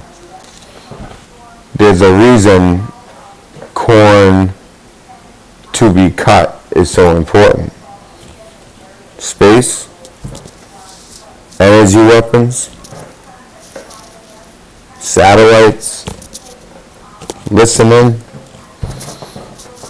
There's a reason when Coates was removed from the DNI and the corn was to be cut was such a big deal, because they were talking about NROC. Yeah, you heard it here first. Red pill. By the way, guys, if you don't mind, I just dropped a red pill. If you want to pick that up. But, yeah. The National Reconnaissance. Am I on this up? National Reconnaissance Operations Center. Very, very, very, very important place. And crucial to the Space Force as well. And I think that the deep state still had control of that up until just recently on August 15th. Now we have it. The Patriots. Our military. It wasn't our military that was running that place. No. It was like those, you guys hear about like the senior executives and all them, the SES and, the lifelong government people, aka deep state. Yeah, they ran it. And when Hillary was, Secretary of Defense, she outsourced and gave away access to special access programs. And people think like, oh, what's that? Like, did she help them with intelligence? No, we're talking stuff like that. So, it's funny. And that's what they do. They accuse you of what they do. It's so crazy. And I think that people, they've been systematically lied to for so long, and then, they get behind it, and then they end up looking stupid every time, that when they drop this D-class, and all this information comes out from Inspector General Horowitz, Hoover, the prosecutor Durham out of Connecticut, and Hoover out of Utah. He's a very honest man. He's a Mormon. They're gonna kill it. All right, I'm telling you, it's gonna be huge. And I think that's when the normies are gonna wake up. And I think it's gonna be within the next 3 weeks. I think it's gonna be this fall. I mean, we're already in September. I think it could happen by October 1st. If not, I think it'll happen by October 15th. If I had to guess a day, I'd say, I'd say October 15th. Something like that. Yeah, something like that. Maybe a little bit earlier. Maybe like October 7th or something like that. I don't know. early to mid-October, I'd say. But you know what? Be kind of like poetic justice to release it on 9/11. That'd be cool. Alright, so what do we got, guys? Matt, Red Pill received, brother. Thank you, man. El Gato, bless fam, bless you. Amen. Original General. Lottie Schaff, just wait for the flu season. And the Zika is going to be bad, the purge. And yeah, actually the Zika, that virus, the triple E, was so bad in Massachusetts. Massachusetts by far, more than any other state, had way more like confirmed deaths and confirmed findings of it. It was like the next highest state was like 4, and we had like 38. It was like, what the hell is going on in Massachusetts? So I don't even know. I don't really have a theory on that one. I've given it thought. I just don't have a theory. I don't know. I mean, obviously Massachusetts is full of research labs and colleges, and we have, if they're doing some crazy tests on some diseases, a lot of the times it's happening in Massachusetts. And I know it happens in Georgia a lot as well, because I think that's where the head of the CDC is. But Massachusetts in general just has a lot of research between MIT and Harvard and Tufts, and just all these colleges, so many. Not to mention just the research labs.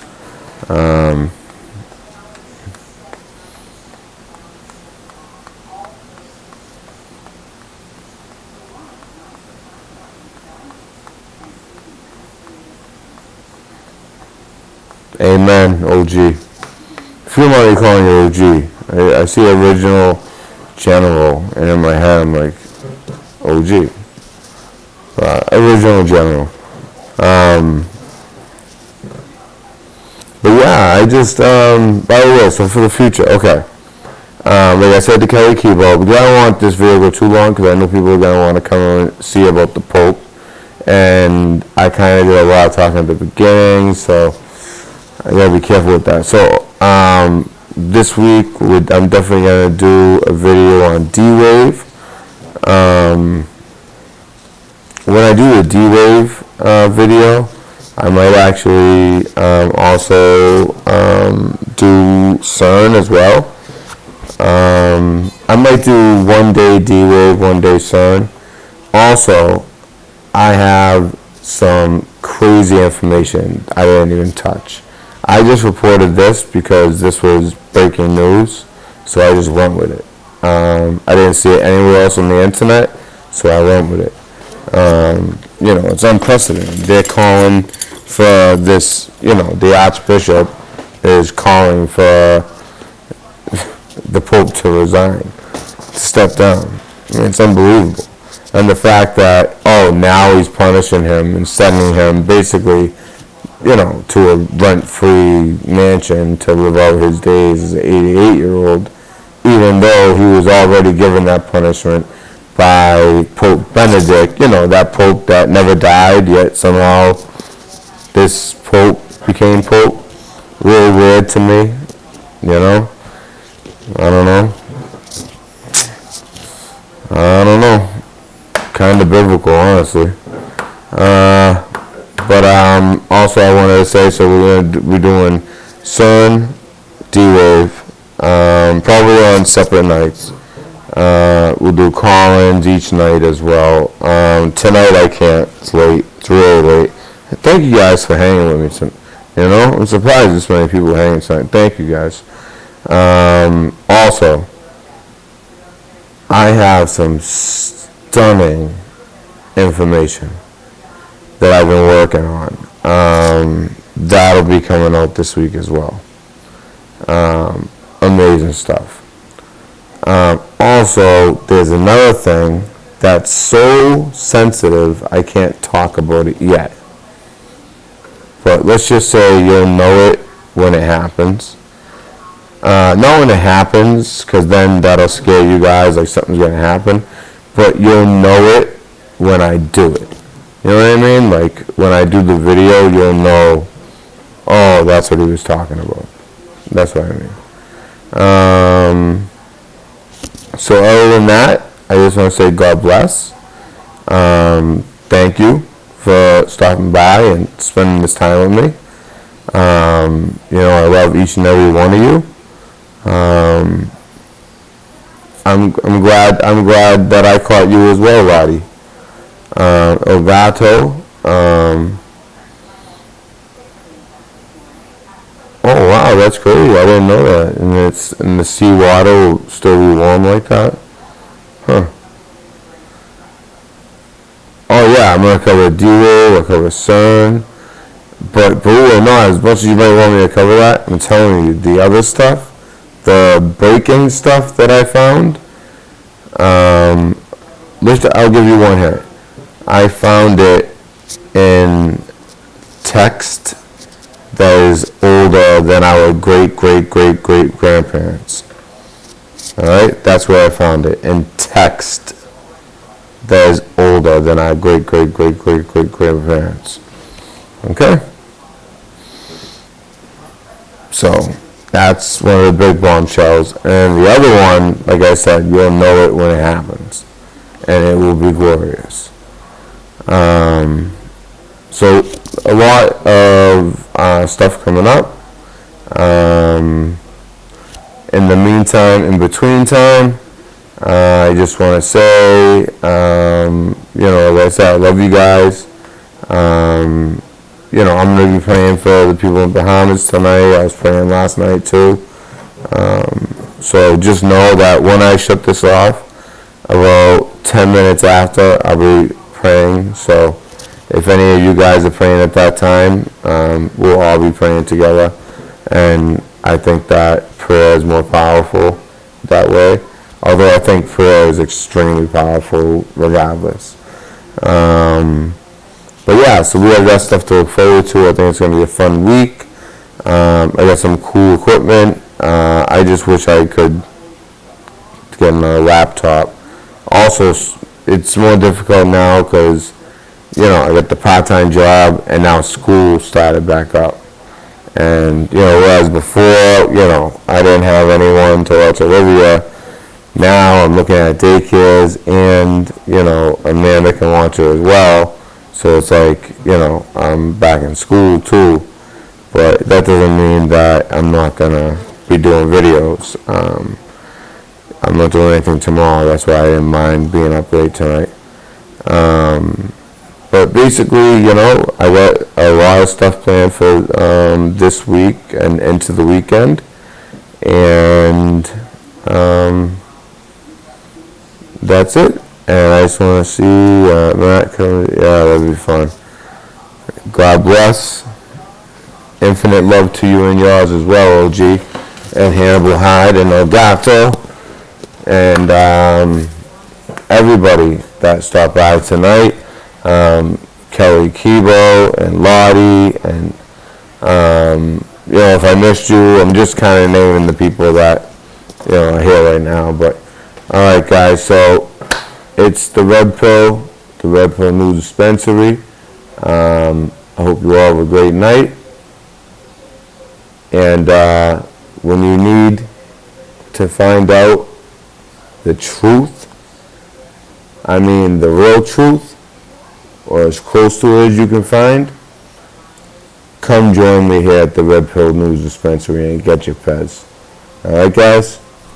I'm out.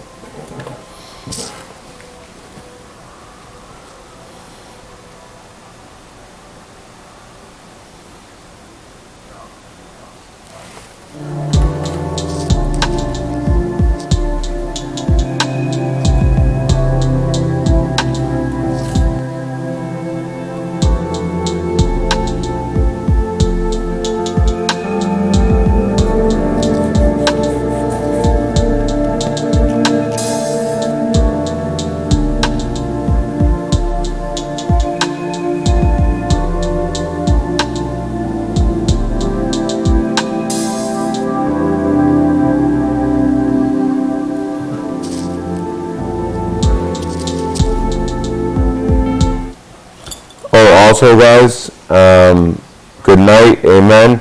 If you guys could hit that like button, if you want to share it, that's fine. But all I ask is just hit that like button.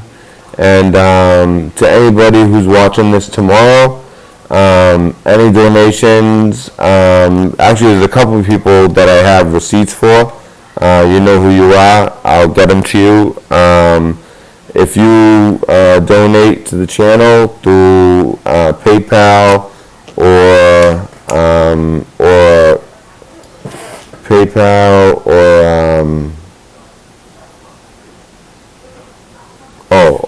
SUPERCHAT, then that'll go directly to the channel for equipment for the channel, and that'll be, you'll get I'll make sure you have a receipt for whatever you donated. If you want to donate like personally, that's also much appreciated. That's done through Venmo, which there's no fee, or CASHAPP. Those would be the best for that. So please, only if you can, but anything is appreciated. I just wanted to say that. I forgot to say that at the end there. But yeah, anything would be appreciated. But if nothing else, please just, if you guys hit the thumbs up, that way this can get out to more people. And it's going to be an exciting week.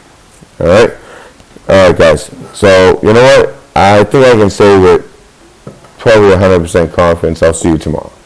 All right. Red pill out. Ouch.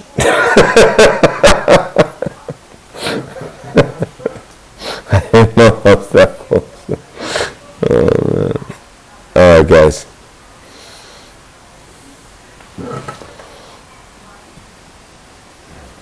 You got to go hide in the paint.